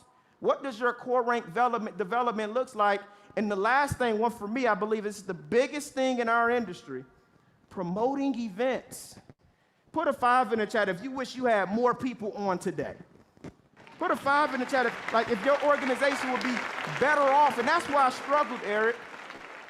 I used to be the only one coming to events. Came to every single event for the first 3 years. And I came to my mentor, I said, I don't think this industry is for me. And he looked at me and he kind of laughed. And I said, no, I'm serious. I really want to do this 3 years in, no money coming in. He said, Alfred, the thing is, you at every single event, and that's great, but you don't got no prospects. You coming at every single event by yourself. He said, you're a professional meeting attender. You already in. You need to get people with you to the event. And as I started to develop that skill to get people in an environment, you can't transfer what you're feeling this weekend. You heard earlier from Lisa Nichols and all of the leaders this weekend, that's nothing you can transfer. They just got to be here. So you got to get good at promoting events. You got to get these skills down. It's not just about being excited. It's not just about sharing this information. You got to develop some type of skills when building this business, ladies and gentlemen. And so as I wrap over the place, guess what? Working everywhere means momentum nowhere. And so you got to look at the end palms. You got to see who's worth your time. You got to look at who to work with based off what I talked about earlier. And that's what I did. I ran with certain leaders for a season in my organization. And then I found another leader to run with. And then I found another leader to run with. And then I found another leader to run with until we built the massive group. So again, ladies and gentlemen, working everywhere means momentum nowhere. You got to be a good judgment of who to work with, who to spend your time with. And as I close out, ladies and gentlemen, as I told you, I was going to throw in the towel. Get back up here. Give him a round of applause. Use this information to go be a recruiting machine. Thank you. All right. So, who would like to participate? You can put them a little closer together. A little closer. There you go, a little closer. Who would like to witness the great network marketing debate? Raise your hands, please. We're going to put network marketing on trial. And I'm going to get a stool over here, right? Bring me a stool on this side. We're going to put network marketing on trial. And I have 4 of my dear friends who are going to act as network marketing haters. Now, I used to get filled up with anxiety every time somebody came at me with some emotion around network marketing, came at me with some opinions about network marketing, some misunderstandings about network marketing. They'd say it's a scam. It's not a real business. Only the people at the top make money. I've been there, I've done that. So, for the last 12 years, aggressively, I have been looking to engage with the biggest network marketing haters in the world and asking them, please, can we have a debate? Let's have a debate. Let's have a discussion about this, and we'll stream it live to the world, no editing, no anything. We'll let everybody take a look at it. We'll let everybody judge for themselves. Bring me the best you got. And I've literally reached out to all of them, and guess what I get in return? Nothing. Crickets. They just literally go, no thank you. They don't want me to mess with their gig, I guess. So what I asked some of my friends to do, I'm going to introduce my friends. I'm going to bring them out as haters, but I want to tell you who they are before we start. Every single one of these 4 are members of the $1 Million Hall of Fame. I've asked them to come out and act as haters on behalf of every objection that you've ever had thrown at you in your network marketing career. Why are we doing this? We're doing this so you build a stronger level of belief in what it is that you're involved in. The first is Daryl Drake. Daryl, $1 Million Hall of Fame member, new this year. I asked him to be a part of it. Second is Stefania Legato Fire. How many people know who Stefania is? Married to Danian Fire, built a huge business on her own. She is a firecracker. She is an incredible leader. She's going to be part of this. Jessie Lee Ward, who's received her fair share of hate online. She's going to be one of the members on the hater panel. And finally, Tom Chenault. I will hand the microphones over to you. Hello, everyone. Super happy to be back here. But anyway, Eric, tell me something. Aren't you ashamed to scam people every day? How do you go to bed at night and sleep when you know very well that only few people at the top make money and everybody else is just making you rich? Everybody's making me rich, only a few people making money. That's what you're thinking?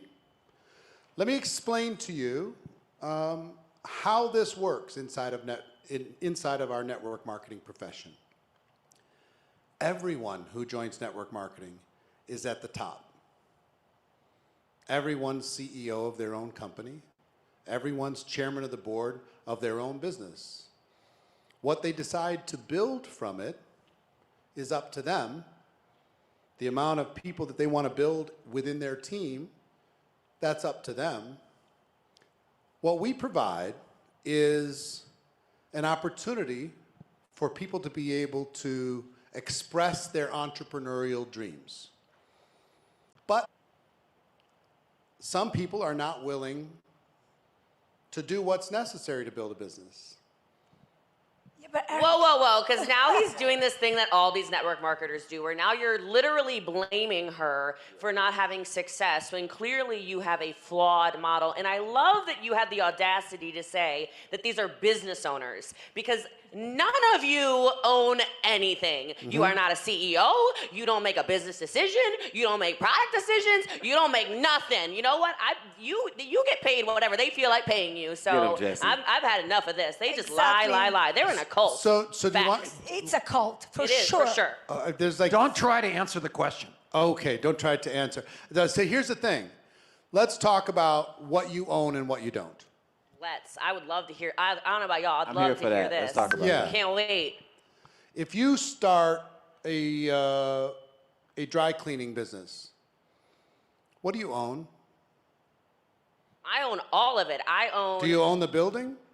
Do you own the employees? The machines. You might own the machines, but you probably are indebted to those machines. You probably had to finance those machines. You probably had to finance the mortgage. You probably had to take care of all these different employees. What do you really own? Maybe the name of that dry cleaning service, you might own that. But the rest of it, for most business owners, the business owns them. Here, what you have, here's what you don't have in a network marketing business. You don't have to deal with products, warehouses, accounting, regulatory issues, bricks and mortar, employees, HR issues, all of those things. You don't have to own any of that. All you get to do is sell products using word-of-mouth advertising, recruit a team of people doing the same thing. So glad you brought up recruiting. We'll get there. Oh, yeah, recruit. Let's talk about That's recruiting. the only way you make money, by Well, recruiting really people. quick, Nobody because- cares about the product. Because this is the thing. I mean, Go ahead. my thing is this: if you believe in me, right? Why do I have to pay you to coach me if you believe I'm going to make millions of dollars?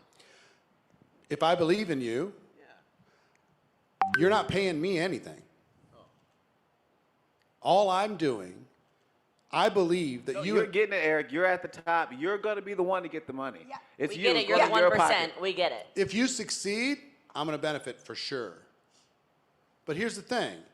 All I'm doing is connecting you to a company that could support you if you want to grow an entrepreneurial business. That's all I'm doing.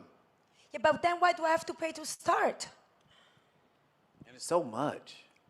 I So have no much. money, How no much? money and no time. How much is so couple much? hundred is a lot, you know. Couple hundred is a lot? Compared to what? Get him, Jesse.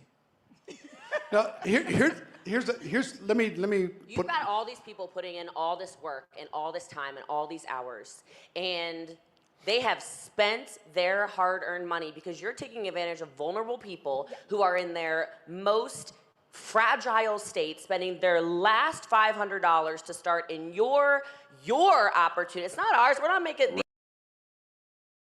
no influence. They have no skills. They have none of this stuff, and you're promising them the world. You're out there saying, "Oh, it's better because..." No, it's just better because you're making all this money on these sign-up fees. We know. We've done the research. I watched the documentaries. I am educated. Yeah, I watched online. I went on Google and I checked your company. checked and it? it's terrible. My grandmother did it, so she knows everything. So yeah. And I just read that you have a terrible past. I You do. shaved your head. I shaved and my your head. name used to be Worry, and you changed it to Worry. I heard that. Yeah, that's true. That's the one I heard. I mean, what are you hiding from us all? You guys I don't are know if giving you me heard like about- 14 questions Well, in start one. answering them. Stop touching them. I will Are we making answer. you- I will find it answer. interesting. He won't answer any of the tough questions. This is what they I all will do. answer all This of is what them. they all do. He's fading them all. So hold on. I'm going to give you a statement, and then you guys can come together and figure out which one of those questions you want me to answer next. I'll answer that, and then we'll keep moving. First statement is this. Network marketing isn't perfect. It's got challenges, it has flaws, and you know what its biggest flaw is?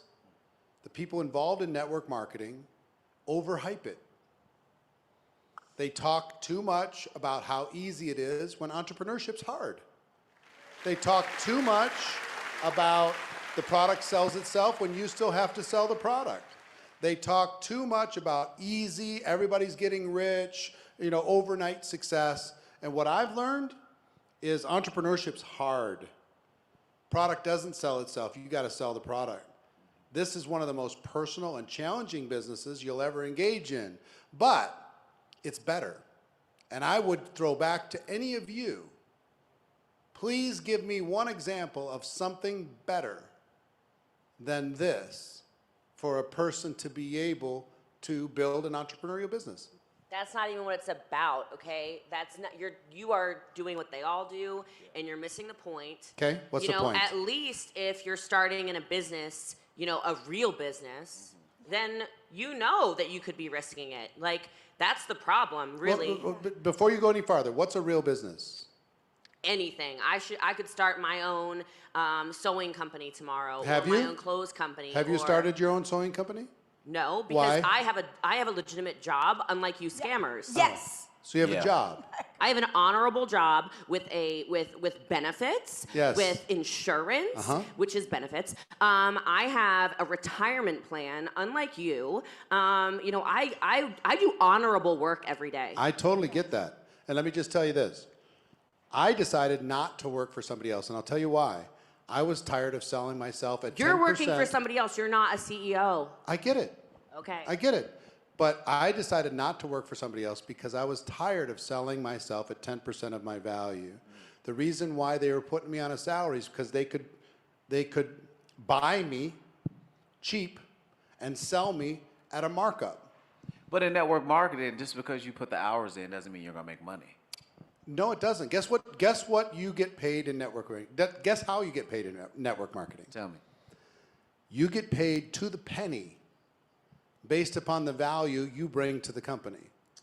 This is a narcissist. No, you're. Let me explain. To the penny, and here's why. The only way people get paid in network marketing is if they sell products within their organization. Those products go into a computer. That computer calculates how much commissions a person is entitled to receive based upon their compensation plan, and commissions are paid. The only way you get paid is if products are sold in a network marketing company, period. Not on recruiting, But Eric, I can't sell. on sales. I can't sell, and I don't want to bother my friends and my family in selling them stuff. And I feel like if I'm working Hold for on, a hold on. Let me company- do one at a time. Okay, go ahead. If you can't sell, then you should go do something else. Because guess what we do here? We sell. That's what we do. And guess what every business owner does in the world? They promote their products, their business, their brand. They promote everything. And guess what promotion is? Guess what promotion is? Selling.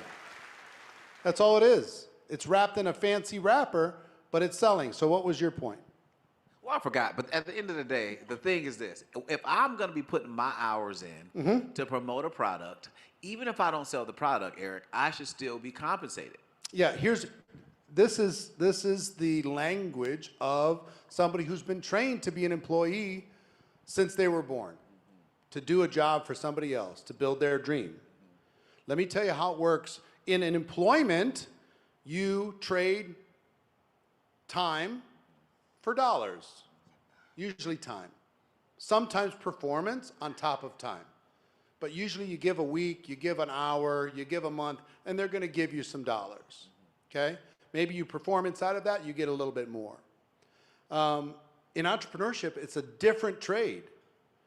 You're going to get paid less than you're worth as a job, but it'll be what you consider. Here's what they try to convince you, that it's going to be stable, that it's going to be consistent, that this is for life. And guess what everybody has to realize? Jobs are not stable in this economy or any economy. They're just not stable. Here's what entrepreneurs have to accept if they want to be successful. Any entrepreneur. You're going to be underpaid for a significant period of time. That's the trade-off. You're going to be fairly paid for a short period of time. And then guess what? If you get through phase 1 and phase 2, then you can be overpaid on the other side of the equation. But you can't just go straight, I want to be fairly paid from day one. That's an employee. You want to be an employee? That's up to you. That's your choice. I'm not judging that. But if you want to be an entrepreneur, you have to be willing to accept this bargain. Underpaid and overworked for a significant period of time, fairly for a short period of time, then overpaid. Here's what I don't understand about you people. Okay? I was once in a cult. In a cult? Marketing. Network marketing, just A like network you. marketing cult. You're in a cult. We'll get there in a minute. Okay. What I would like to talk about is how I was in the top 0.38%. I have 13 years experience. I was a leader. And here's the reason why I quit is when I realized it was such a cult was when I realized how much I was hurting people, which is what you're doing. I had a whole team of people, and all of them were broke, and all of them were trying, and all of them were leaving their innocent families to get on Zooms all the time to spend time with people like you. And I was screaming and shouting on live video and following every single thing that my upline told me to do. I basically became an exact duplicate of her because it's a cult. Yes. Dressed like her, walked like her, talked like her, cut my hair like her, dyed my hair like her, all of these things to sacrifice to hurt hundreds of people in my team who made no money. So how do you explain that? Tell me how the person was hurt. Because they made no money. So or they how- did how not did make that- a livable wage. These are not livable wages. You can't I- live I off of understand. $50 a month. How were they hurt though? They cannot live off of that. These people are leaving their jobs. These people are sacrificing their family, their dinner time. Yes. They're not. poor They don't have kids. friendships anymore. You know, they're harassing all these people because they were following the lead that I was getting from people like you that are these big 1%ers. Well, here's what I would tell you. First of all, number one, everyone's paid fairly inside of this organization. Every single person. It's impossible for them to be unfairly paid based upon the sales that they bring and the organizations that they build and the productivity of those organizations. It's impossible for somebody not to be fairly paid. That's number one.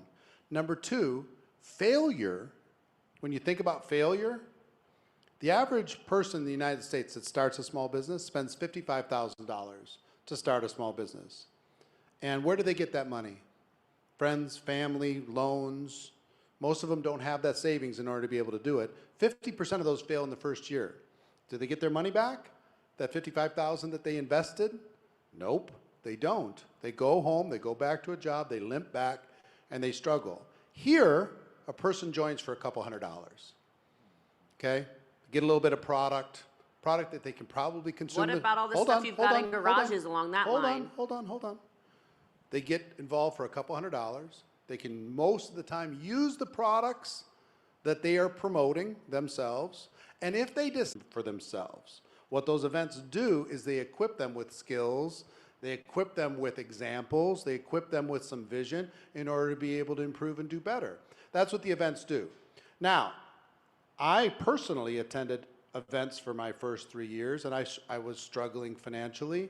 And I will tell you, if I missed any of them, if I missed a single one, I might not have been successful. I contribute my attending those events to a breakthrough in my life. And I went from being having a lot of dead-end jobs to being able to have freedom because of this profession. But I think events helped me to do that. Now, you were talking about overpriced products. I was, yeah. Okay. A lot. Way overpriced. And why do I have to buy every month? Yeah. These overpriced That's the products. one. Because now, Yes. you say send it back, la la la. If I send it back, I'm not going to get my commissions. Like it's an endless Yes. cycle. Yes. So yes, we do have Such a garages full scam. of houses. You have to Yes. buy every month. It's a scam. I would defy you to find somebody who has a garage filled with products. That was true 30 years ago.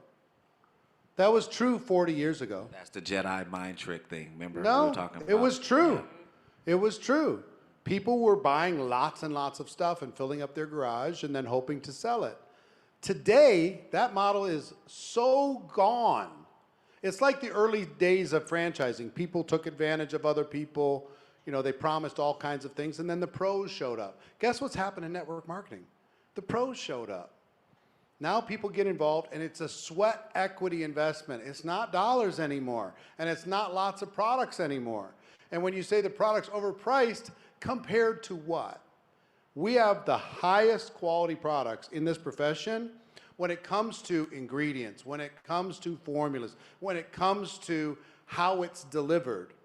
You can't compare it to some commodity off the shelf type of a thing.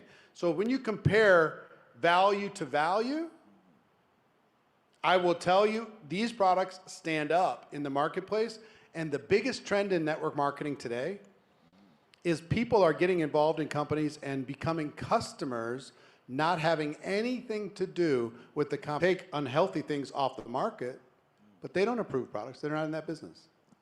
Well, my grandma said they did, so I love Yeah. the question. Yeah. My aunt too. And by the way, if these products are not approved, why can't, they're not sold in pharmacies, they're not good. Yes. I want to buy them from a safe place. If they were so good, they'd be like in Target or something. They're sold, I'm the snob one, right? So they're sold in a home. So they're not good. They're not good enough for me. I'm sorry. Let me tell you one of the biggest purposes of network marketing, education. There are some products that are not at a commodity level. They're not widely understood around the world, and they need a person to educate the consumer about them. Guess what people in network marketing do? They go to their prospects and they educate those people about the product or service. They spend a little bit of time saying, here's how it works, here's the benefits, here's what it can do in your life. You can take it or leave it, but they educate people in the process of selling. If they just put it on the shelf, that product is not ready most of the time in order to be able to deliver the result from a person just seeing it. And what we do in network marketing, instead of spending all that money on branding and advertising all around the world, huge amounts of money on salespeople and branding and marketing, we don't do that. We take those dollars and we let the salespeople, the independent distributors in the field, get that money in exchange for educating the consumer. So do I get paid for building a team, or do I get paid for selling product? You get paid when product sells between you and all the people on your team. So I just spent all this money on my daughter's education. Yes. So she wants to do this so she can have a baby and get married, actually in reverse order. And this income disclosure statement I just took a look at, which completely says that such a small percentage make it after all that investment in her education. And she paid for most of it, actually. But at the end of the day, how can in my right mind, can I tell her that this is something that would be viable for the rest of her life in a business that's going to let her raise her family? Aren't I just taking her off a cliff? Great question. And let me respond to that question. Income disclosure statements take an average of everybody that gets involved inside of a particular company, and they average out how much per rank, et cetera, et cetera. First thing, there's been a major shift in network marketing just in the last 3 or 4 years, because they used to define everybody exactly the same. Customers and distributors were both defined as the same person, okay? So if a person joined and just wanted to use the products, they're making $0. So, but they would be part of the average that would be reported in those income disclosure statements, okay? And if they're part of that average, it's gonna bring the average way down. That's number one. That's changing. So there's a lot more customer-specific designations and distributor-specific designations. But let's talk about the people who joined with the intention of building a business. Most of them, call it a $200 price of entry, okay? Most of them, at $200, don't have enough reasons to continue to build a business and grow a business when it gets difficult, because it's only $200. It's easy to walk away. It's like a dinner for, a family. When you invest $55,000 or $100,000 in a business, you're going to stick it out because you want to get that $100,000 back. You're going to do everything you can to be able to do that. But at $200, it's pretty low. So what I've learned is most people in network marketing are what I would call tourists. They're here for a minute. They're enjoying That's it. so insulting. This is this maybe- gaslighting maybe thing it's I heard insulting. about. This is gaslighting. You're invalidating. What does somebody's gaslighting mean? I Googled this. This means you are invalidating my experience of where we have tried. You tried it? We, We're not yeah, good we enough. we Oh. really Make me did. feel We not good really enough. showed up like you said. We I really Googled did the network training. marketing. It's a pyramid scheme because only the 2% in the world make money. All the others are not making money. And just because I saw $200 it. is a dinner for you, big guy, I bet it is because you're in the 1%.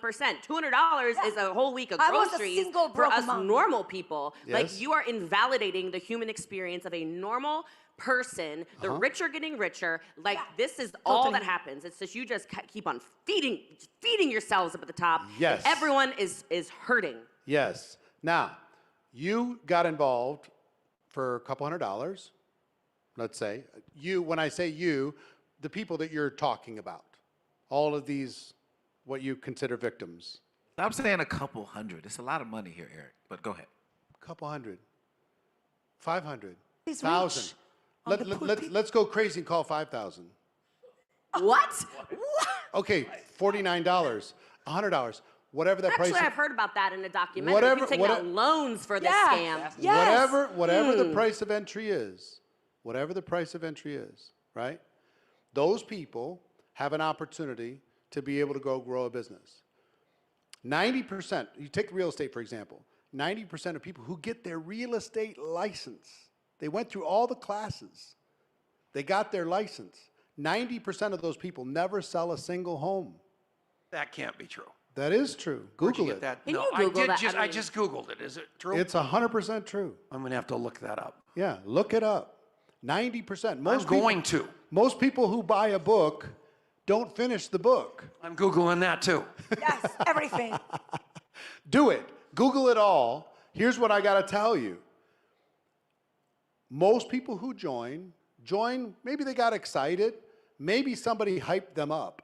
Maybe somebody made inappropriate promises. And they joined, and they put their $200 on the line. I just used 200 as an example. Thank you. They put their 200 as, on the line. And when it got hard, and entrepreneurship is hard, when it got emotional, entrepreneurship is emotional, when there were some ups and downs, when people didn't want to buy their product immediately, and that's going to happen in any entrepreneurial endeavor, they said, you know what? It's not worth it. I only put $200 in. I'm going to go home. I'll use those products over time. And some of them turn into customers. Some of them go home. It's like people who come to Las Vegas as a tourist. They're not planning on living here. So they hang out, they use the products, take some pictures, right? Get a 3-foot tall margarita on the strip, and then they're going home. Same thing happens in network marketing. For people, in order to be able to really build a business, this is the most democratized opportunity in the world, because people get paid exactly what they're worth and they can decide how deep they want to go. And you know what we found out? Most people are not willing to make the sacrifices necessary to grow an entrepreneurial business at a $200 investment. Maybe because they don't want to slide in people's DMs. Hey, hun. Hey, hun. Hey, hun. Hey, hun. Job. You're getting in the car, you're bringing the food, you're dropping somebody off, you're a taxi driver with your own car. You don't have leverage, you can't build a team of other drivers, you can't build any kind of residual or income that comes as a result of other people doing the same thing. It's just you. You're either driving or you're not. So in my opinion, it's a job, it's not a business. So I think network marketing crushes any of those opportunities, crushes it. I think anybody who's doing those things should take a look at network marketing. Stefania, how about you?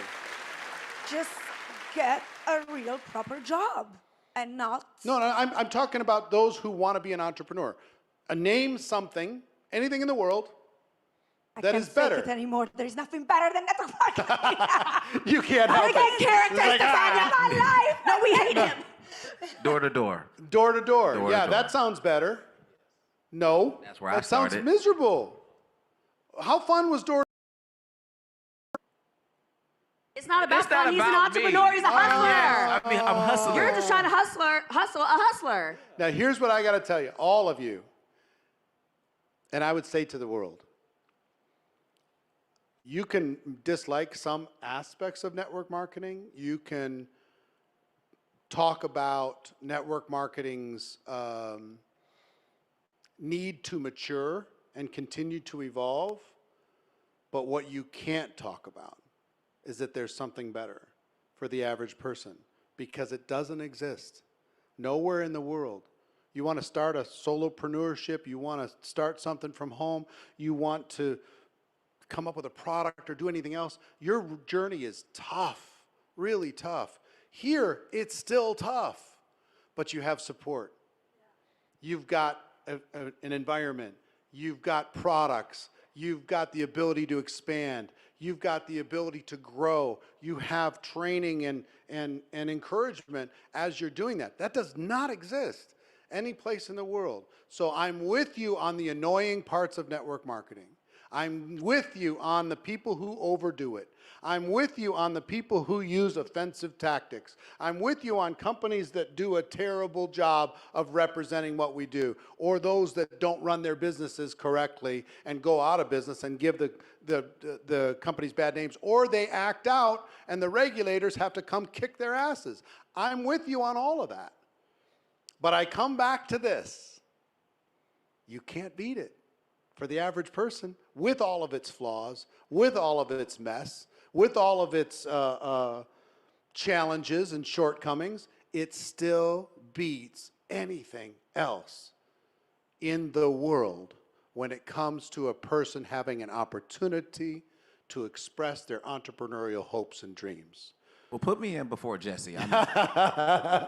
So everybody, give these four a big round of applause for being good sports. This is hard for them to do. And because they're the ultimate supporters of network marketing, they've been playing this role, which is hard. I'm going to have each of them stand up and chat with each of you about their belief in what it is that we do. Tom Chenault, go ahead, you're first. Which camera, over here? Yeah, wherever you'd like. How you doing, everybody? This is the greatest profession on the planet. I want to fire my panelist to my right because she just could not contain it. She was trying to fake it, but she wouldn't. And I am just telling you, because it's impossible. Because once you've been in this business for a minute and it starts to work, there becomes that tipping point where there is nothing else you can ever do with your life. The type of experience that you're going to get in network marketing. A lot of people come in with only the expectation to make money, but so much has happened just developing myself as a leader, developing myself as an income earner, and so many other things. So I want to say this: everywhere you go, you're going to take you with you. So it's rarely ever the thing, whether you're doing real estate or whether you're doing network marketing or whether you're selling cars. Everywhere you go, you're going to take you with you. So don't blame the company. Look at yourself, take inventory of the activity that you're doing, and then that way when you win, you can take full accountability for it. And when you don't win, you could just not win and be okay with that because you had everything to do with it. I love y'all so much. Jesse Lee, you're next. Oh, hey guys, what's going on? So first of all, I want to say that was really fun. I feel like that was a therapy session. So I feel like I've been cleansed. My demons have been exorcised. And I hope you realize that was for you to have the cloak of armor on you today. So when you hear these things, you know. You don't need to fight these people, okay? It's so you know. That's the first thing. Second thing I want to say is that they are not talking about you. So many. And you're looking at 5 who I know we can't imagine what our lives would look like without this. So thank you for this opportunity. All right, everybody, give it up. Tom Chenault, Stefania Gatto, Daryl Drake, and Jesse Lee Ward. Love you guys. See you later.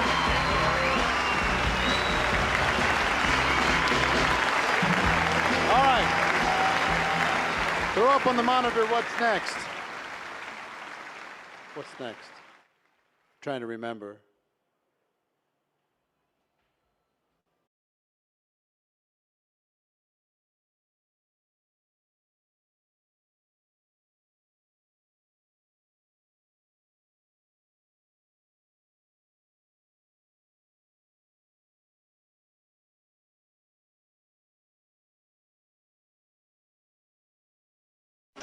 Yeah. Hi. Hello. Hi. Hello. Hi.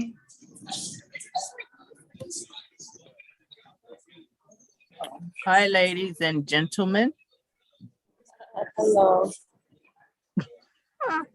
Miss Ruth, who's gonna start?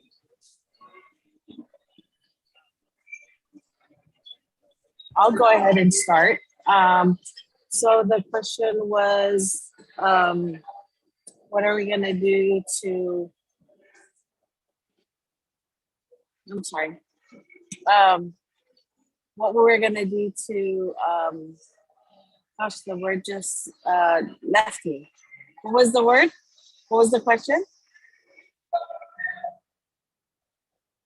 So the question was, what is it gonna take for you?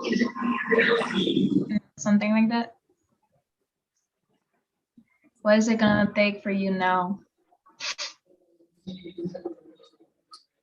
What's gonna take for me now is to basically not be in the company of those who are not on the same path. Whether it's family, friends, which is really hard. But you know, some people are for you or not for you. And so that's what I plan to do, is just to make sure that I'm surrounding myself with like-minded individuals that are heading either in the same direction or dreams and visions is bigger than mine, so that I can make sure that I'm basically living out one.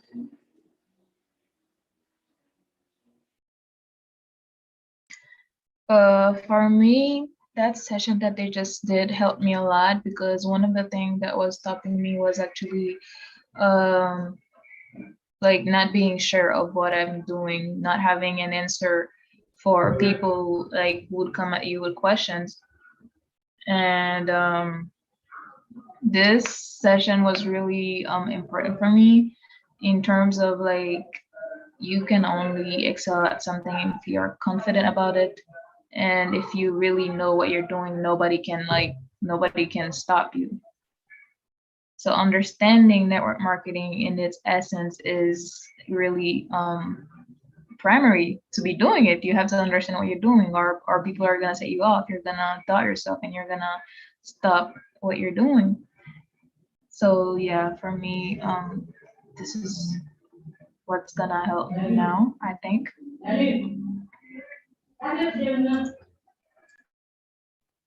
That's good.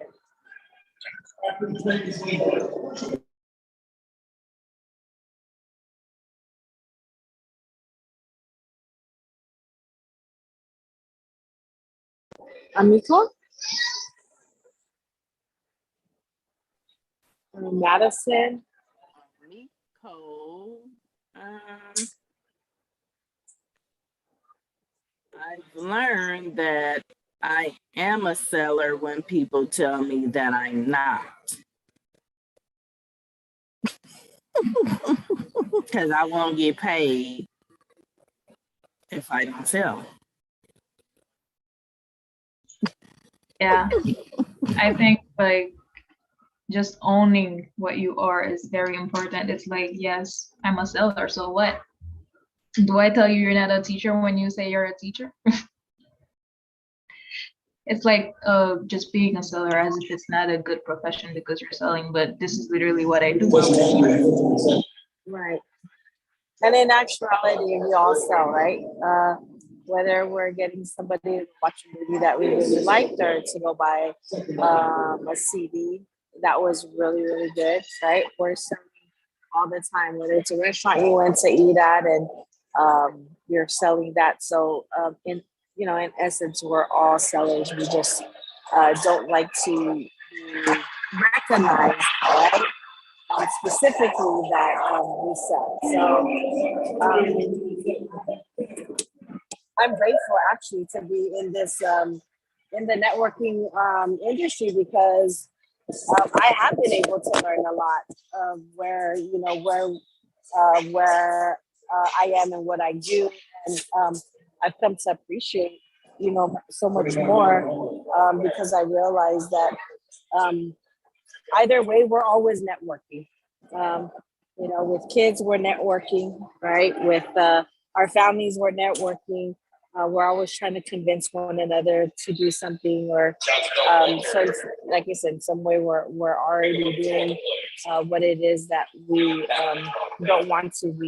We fear from it because now it's highlighted that we actually do it, right? So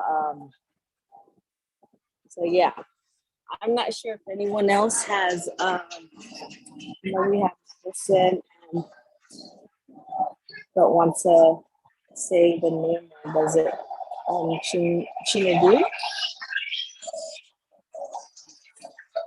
You guys like to share?